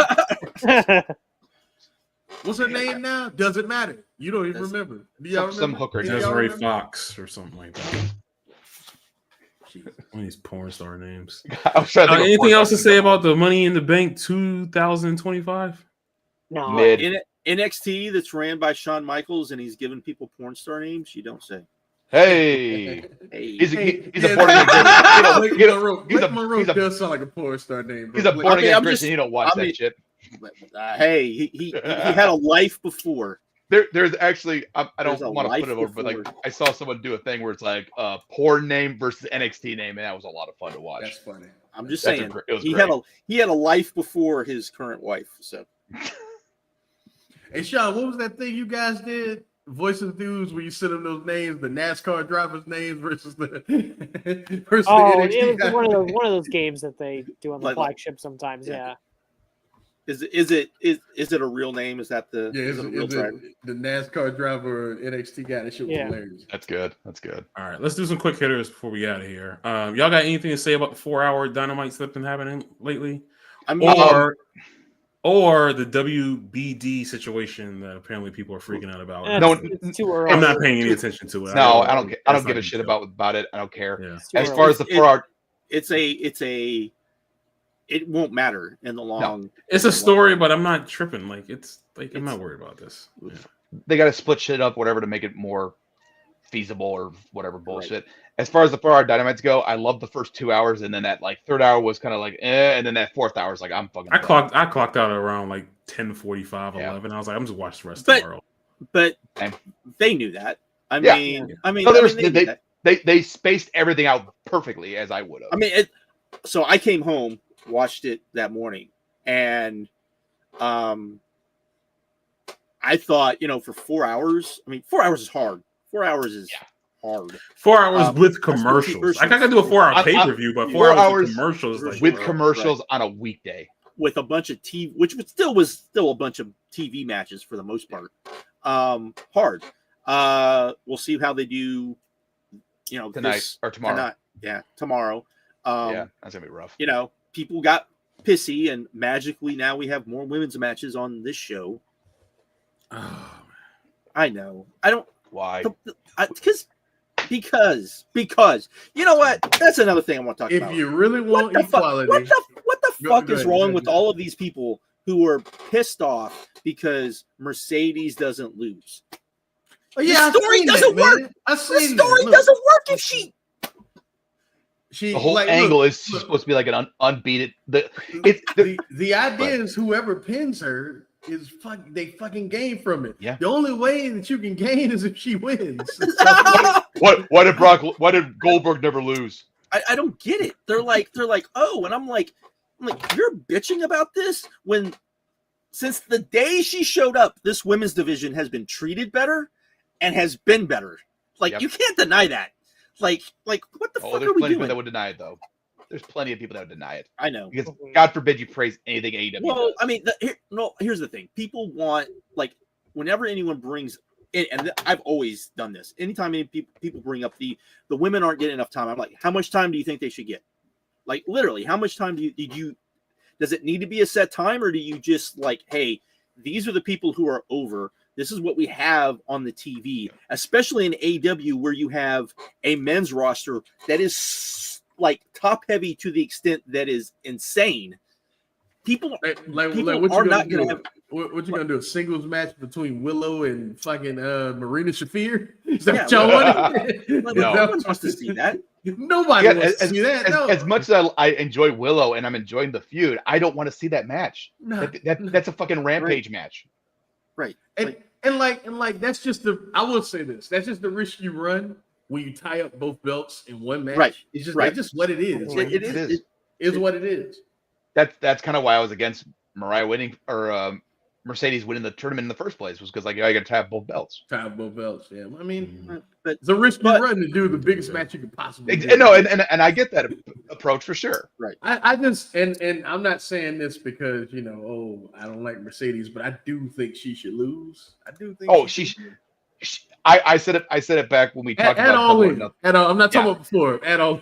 I said it before, where it's like if Mercedes goes into that match with the TBS title, she cannot win. She cannot Yeah, I walk agree. away with both belts. And the thing in my is opinion. like people not understanding like her going around to like all of these small indies and winning their belts too. Yeah, and winning belts. That's the point. And also, it gets those indies over, and it gets some attention. It gets attention. I mean, she's doing what she's probably always wanted to do. Like my only thing, and this is just for me. That's why I think she probably should have held on to the strong title too if they weren't ready to pin her. But then again, also at the same time, they might have plans for it. But that's not the point. That's probably what it is. But like, all I want her to do is like when she starts to lose, she takes pins for all these belts. Help somebody. There you go. You know what yeah, I mean? help like somebody. the Omega three-way, not do a three-way. Like the Omega belt. None of that stuff. Like you take. I don't know who in Rev Pro is going to beat her. You take this. Well, maybe like, it's not. But maybe it's not somebody. It might not be be somebody in Rev Pro. Maybe it's somebody in Stardom who could be Russell's in England. Maybe, but there is nobody over there that should pin Mercedes Moné. That is crazy. I mean, we'll see. We'll see how it. I don't know about every belt, but that she has, because some of those belts that she has. Well, maybe not that indie belt she just won, but Yeah. I know what you mean. But yeah, I mean, when she lost the strong title, that was kind of was like, well, she can't lose because it did add a nice little extra bit of heat to the feud. I think it was with Jamie Hayter, where she's like, "Oh, you seem to be missing a belt." Like that was a nice little I like that little dig. Right. And the thing is the way she acted when she lost the belt was perfect. Awesome. Was perfect, I think that's what they should do with her character. The final form of her character should be her gradually losing those belts and going crazy. Yes. That'd be my fun. thing is if she loses to Tony, she goes apeshit. And to Brandon's idea, that's when you get like whatever faction or whatever like people there is, and she has them destroy Tony, and that's because she starts to lose it because she's like, I have to be, that type of thing. I think that's where you get like that evolution. So, but yeah. Anyways, you think Riho should pin? I don't know about that. I don't know about that. I don't know about her. All right. Jay saying here, you can't be saying that. Super quick. Any thoughts on the I know Marquine, I didn't see your video, but I know you talked about the finals for the best of Super Juniors. Any thoughts on that from anyone? Dave Meltzer went 5 1/4. I don't know what the fuck he was watching. I thought it was a good match, but not a 5 1/4. Oh, y'all tripping, man. I'm actually with Dave on this. No. I haven't watched it yet. I thought that match was amazing, bro. It was a great match, but 4.5. Y'all tripping. Come on. Yeah. 4. I went 4 3/4, man. Only reason I ain't give 5 because what's it called? Kosei Fujita did his finisher kind of weird. But man, like I thought they were great. I was like, this match is special, man. 5 1/4. 5 and I mean, that's insane. That's too much. That's a lot. Yeah. I mean, breaking the scale for it, I agree. But like on the Dave Meltzer that match on the Dave Meltzer scale, that's a 5-star match. The modern Dave scale, 100%. 100%. I fucking love that match, man. The tournament itself, not special. That match I thought was fucking. I watched like 3 matches. There's good things in the tournament. I heard Nick Wayne had a good showing. I heard Nick Wayne did really good. He was good. Clark Connors was good. What about Mao? I heard a lot of people talk about Mao was good. There's some good guys in the Ninja Mac went viral with his. Yeah, Ninja Mac. Yeah, that was great. That was great. Yeah. The Botchamania ending was the best part of that one. People not understanding that he can do things that normal people can't do. He's Grayson. Always Grayson. He's like what are you doing? What are you doing? Like why does this shock you when he does this stuff? Because he can do this stuff. I do want to if there was ever a guy that should just be a spot monkey, it's him. 100%. Because he's the best at it. He's the best spot monkey there is. Has New Japan signed that dude, man? They keep having I think Noah has him. No, not no more. No. Oh, they don't. Okay. Yeah, he left. What was that last year? In the last year. Nice. Speaking of New Japan, are we going to touch on the fact that Dominion is? It looks like the top It's gonna be a 3 to good 4 show, matches. Looks really good. There's some good stuff there. I mean, it's a Dominion. It's their. I'm not that's super high. I'm not gonna let it happen like last year where Dominion was great, and I was like, "Oh man, here we go. It's gonna be a great Dominion great end of the year." What was the main event last year? Wasn't that Moxley and I remember Evil? thinking the year before. It was 1 year with No, the main event last year was Best of Super Junior final. It was okay. Then the other card was Moxley and Evil, right? I mean, normally Dominion is what the number 3 number show 2 for the I would say number 2. Yeah. two shows. Yeah. I actually have liked like New Japan's booking this year. I've actually been enjoying The booking's been good. The Yeah, booking's been good. I've liked a lot of the stuff I've seen. It's just that they waited. No juice behind like interest of the company. They're What they're doing has been solid. 100%. I think the Dominion should be great. It's funny because the only match on that card that like you think should be great, but all the shenanigans is the damn dog collar match. Hang on, man. Like God, man. After I don't that want him cage to match, do the shenanigans. After that cage match, I have hope though.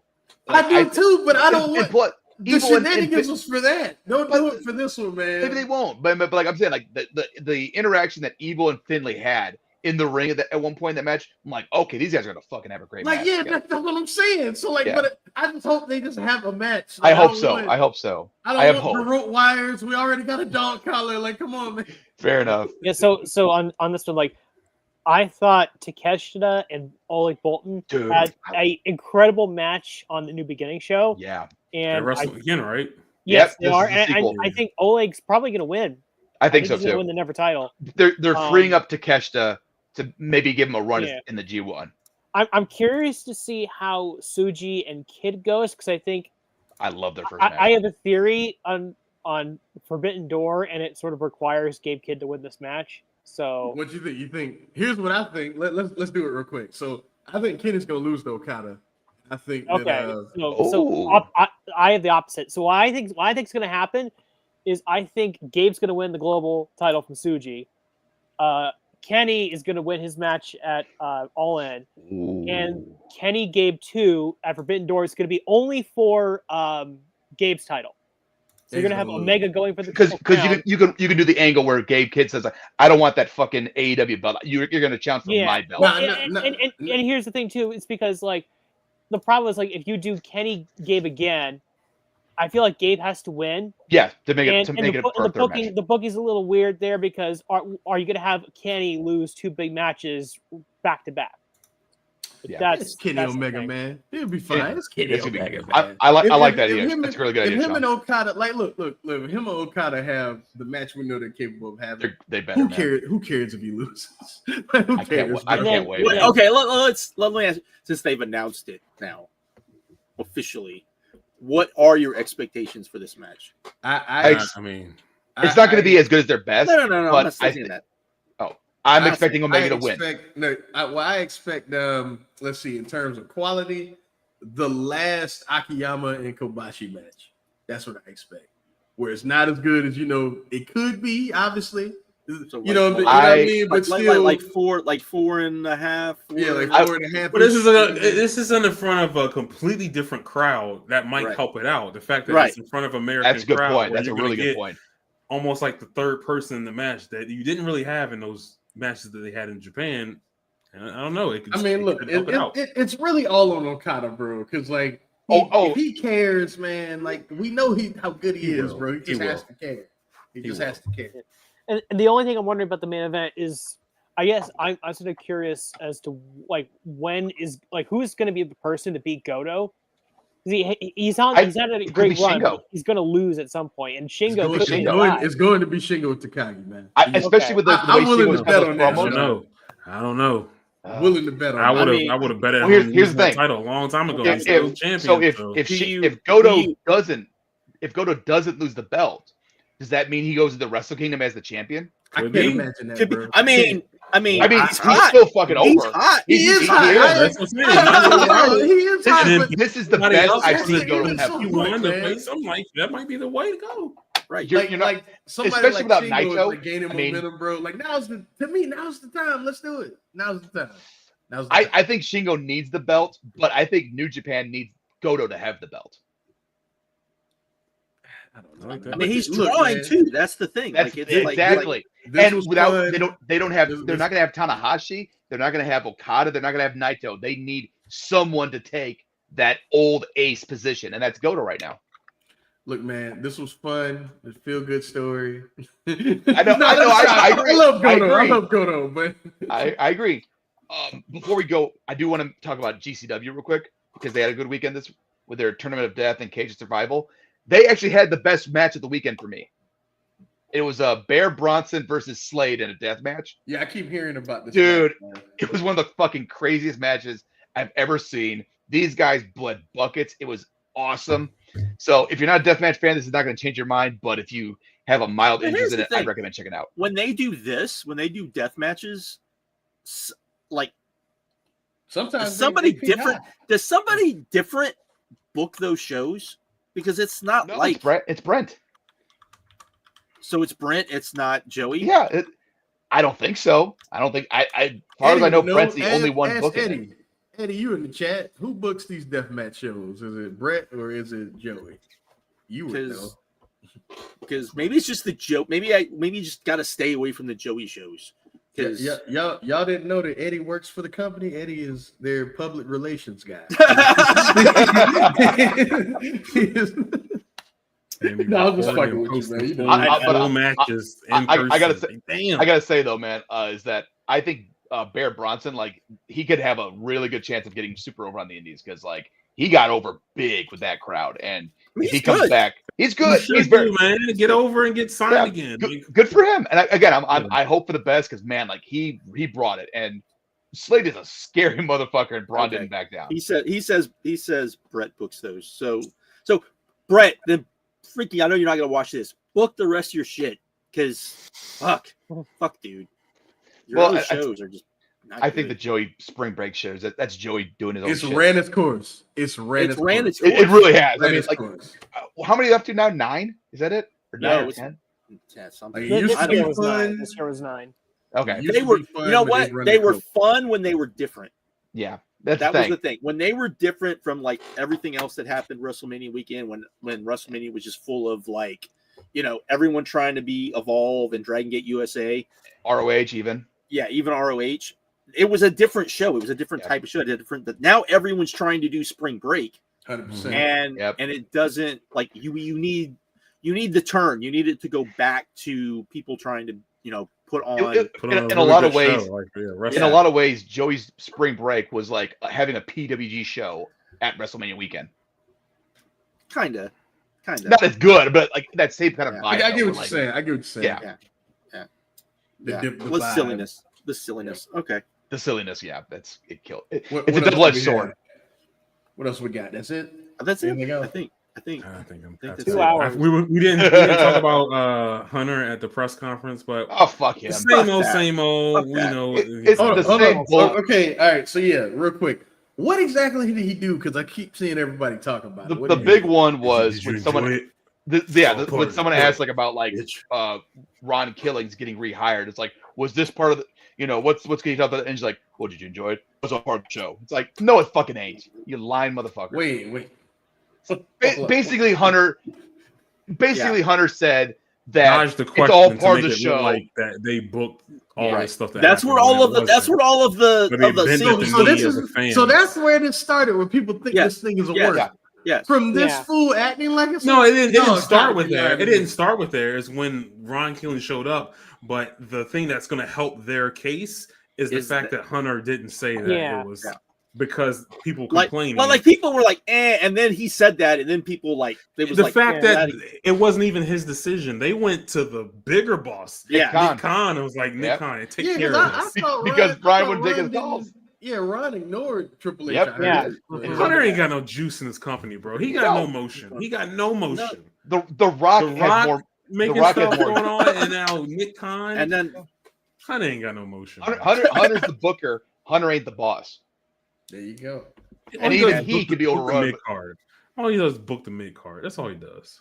Yeah. No, he doesn't even book the main event. He books the main. That's what I'm saying. No, he doesn't. He books the bad main event. He books the bad main events. He books the main event, But okay, he books the main event. What's the main event? John Cena heel turn.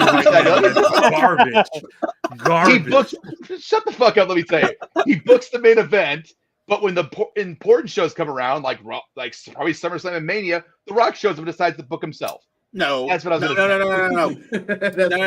The Rock was nowhere near WrestleMania. No, but his fucking blueprints were all over that shit. No, The better of the two main events was Paul Heyman. The better of the main events. You're right. The better of the main events I'm saying that fucking Rock dipping his toes in the water at Elimination Chamber and with the whole Cena turn, that's cost part of the main event. The aura, because everyone's waiting for Rock. That main event. That main event was nothing. When they called him up for help, that's his fault. I'm not saying it's his fault. I'm saying that Rock fucked up that main event by getting involved in the first place. No, he didn't. It wasn't going to be better. It wasn't going to be better. Could you imagine? Didn't show up. Think about that. Could you imagine that match if we just had face John Cena versus face? No. I really hope that they were going to do something. It wasn't going to be face, but they weren't though. It's Triple H. When does he ever? And then as soon as you had a month and a half, as soon as they figured out that, oh, you're not going to be here, okay, we're going to change what we're going to do, and we're going to try to like at least what we're going to do with John. He's still going to be heel, but we're going to change it. No, they didn't do that at all. They kind of did because they didn't talk about The Rock at all. Yeah, but they kind of look. I'm not defending Triple H as a booker. You guys know hang on. You are. I'm saying this. I'm saying this is that Triple H was booking whatever the shit he was, and The Rock showed up and said, "Hey, I'm gonna fuck things up for a minute," and like left. He helped. I don't think where would you would not be nowhere near. I don't think The Rock. Look, that angle because The Rock made the fucking deal with Travis Scott. We had to do with fucking Travis Scott showing up. But Alex, like that angle doesn't happen without The Rock. And people were calling back. It wasn't that good of a fucking angle. It wasn't that good of a fucking angle. But that's not The Rock's fault. The heel turn itself was good, and then everything following that was yes. But whose fault is that? Whose fault is that? Everything else was Triple H because he tried to fucking take Cena's soul. And Cody look. Like the turn itself was The Rock. Everything else was Cena. Everything else was Cena and Triple H. I'm not. All I'm saying is Rock showed up and fucked up a lot of shit. And I'm not saying there wasn't some good shit. He fucked up one match. He fucked up one match. I'm not defending. I'm not going to defend The Rock. Stop doing this. I'm not defending fucking Paul Levesque. I think what you're trying to say is that he can't really book because he's afraid of what The Rock might do because he might just pop. Is that what you're trying to say? No, I think he doesn't want to take risks because he doesn't want to get the blame. He's never going to get the blame. No. But that motherfucker vanity searches. He vanity searches for book and he listens to the online crowd, even though he won't admit it. That's what I'm saying. To quote Ricky, the quote unquote internet company AEW is not the internet company. It's fucking WWE. Yeah, exactly. What Triple H has done, and is very smart, I give him credit for that, is he kind of like this whole new positive light on the WWE that everyone loves. He's kind of put himself as the center of that, like the guy that bought all this stuff. The new era, the Triple H era. Things are different because of me. So when things get bad, the core fan base is going to look for other people to blame. They're going to look for always TKO. TKO. It's Nick Khan. It's smart, man. I got to give him. It's smart. He knows how to play the fucking system. He knows how to get none of it. I will guarantee you, the thing that he is scared the most of anything in the world is if Paul Heyman wakes up one day and says, "You know what? I'll run it. I'll run it all. I'll run it all. He could. I will run it all. I'll run it all for like 2 years. You pick somebody. I will train them how to do this, and we'll be off." Here's the thing, though. Hey, look, Paul Heyman. Hey, my guy already works for me. Gabe Sapolsky already works for me. Yeah, no.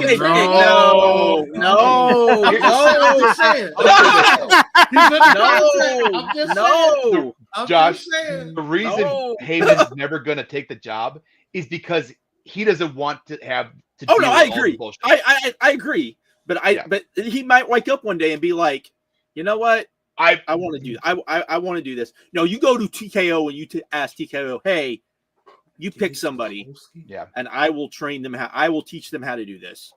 Because that's how you get the job. No, that's how you get the job.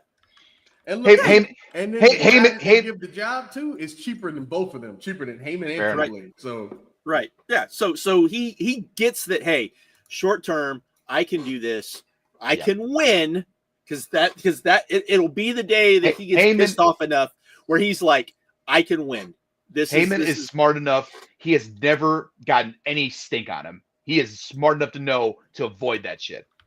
But post ACW, but even then, he was good at like fucking finding a way to dodge that shit. I think he's like, oh no, not my fault. I think there could, but I don't think he will do it. But I could see a day where either Triple H pisses him off, okay, or he gets pissed off, or he just wakes up one day and says, you know what, I'm booking these main events anyways. I'm booking the shit people like. So why don't I just book the whole thing? And you go to Nick Khan and you say, hey, here's the deal.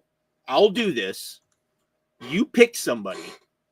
You pick someone that you think can do this. I'll talk to them. If I think they can do it, I'll show them how to do this right. And there you go. And that's because that's how you do it. You do it by saying, hey, because who's Paul training to take his spot?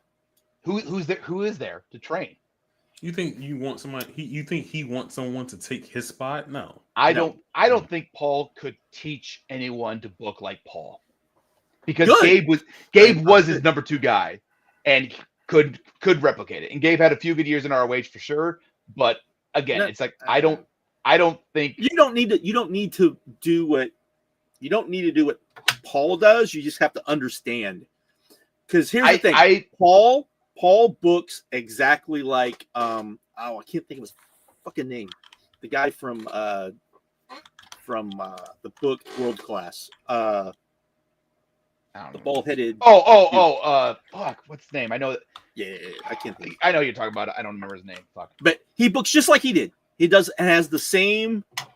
Here's who Paul should train. Me and Josh. That's who we should trade. Y'all want that headache, man? I'll take Raw. You take SmackDown. My God, I would never go anywhere close to that. Right, Any closing thoughts? Anyone close thoughts? Everyone's. Nah, I think that's it. Nah. Close it out, Josh. Nah, that's it. All right. Gary Hart. There you go. Books like Gary Hart. I don't think they ever work together, but he books like Gary Hart. That's how Gary Hart. But they have the same mentality on how to book. So there you go. Anyways, my closing thought. Last chance registrations for Evo ends in a week, and then everything else shoots up about $100 more. So if you want to come to Vegas, do it about a week. No, going to Arlington, Texas to watch. Month away, man. Evo. Month away. I'm so excited. Is Max's code still good? Oh, for the tickets for the arena. They still work. It's too bad because I already bought tickets. But yeah, I know. Because it's good. It's 20%. I mean, that's a good. Yeah. And those arena tickets, the last time I checked, were like $170 per day. So yeah. So you might want to do that if you plan on coming to Vegas. But looks good. He's right. It looks. I got him excited. I showed him an interview and he got excited. I'm so hyped, man. I got you excited. But no, we'll be back in 2 weeks. What will we talk about in 2 weeks? I'm sure. Dominion, I guess, right? We got a CMLL. Oh yeah, and the 4-hour pay-per-view this week. Yeah, we got a lot of stuff going on. I guess. Well, let's see. Dominion, CMLL, AEW. Anything else? When is the next? When is the Blood Money Sucker Dick Blood Money Dick show? When is that? June 29th. I ain't watching. Oh, that. okay. I thought we didn't even talk about Punk. Good. Yeah, we did. Yeah, we did a little bit. I wanted to go hard on that motherfucker. Oh yeah, he is a hypocrite. It's insane that he makes rules for other people and doesn't follow his own rules. That's right. We've been talking so fucking long. I forgot. Man. Sorry, man. Very good. Anyways, all right. With that, All right. We're out. Good night, everyone. Have a good one. Thank you, Sean. Thank you, Alex. No problem.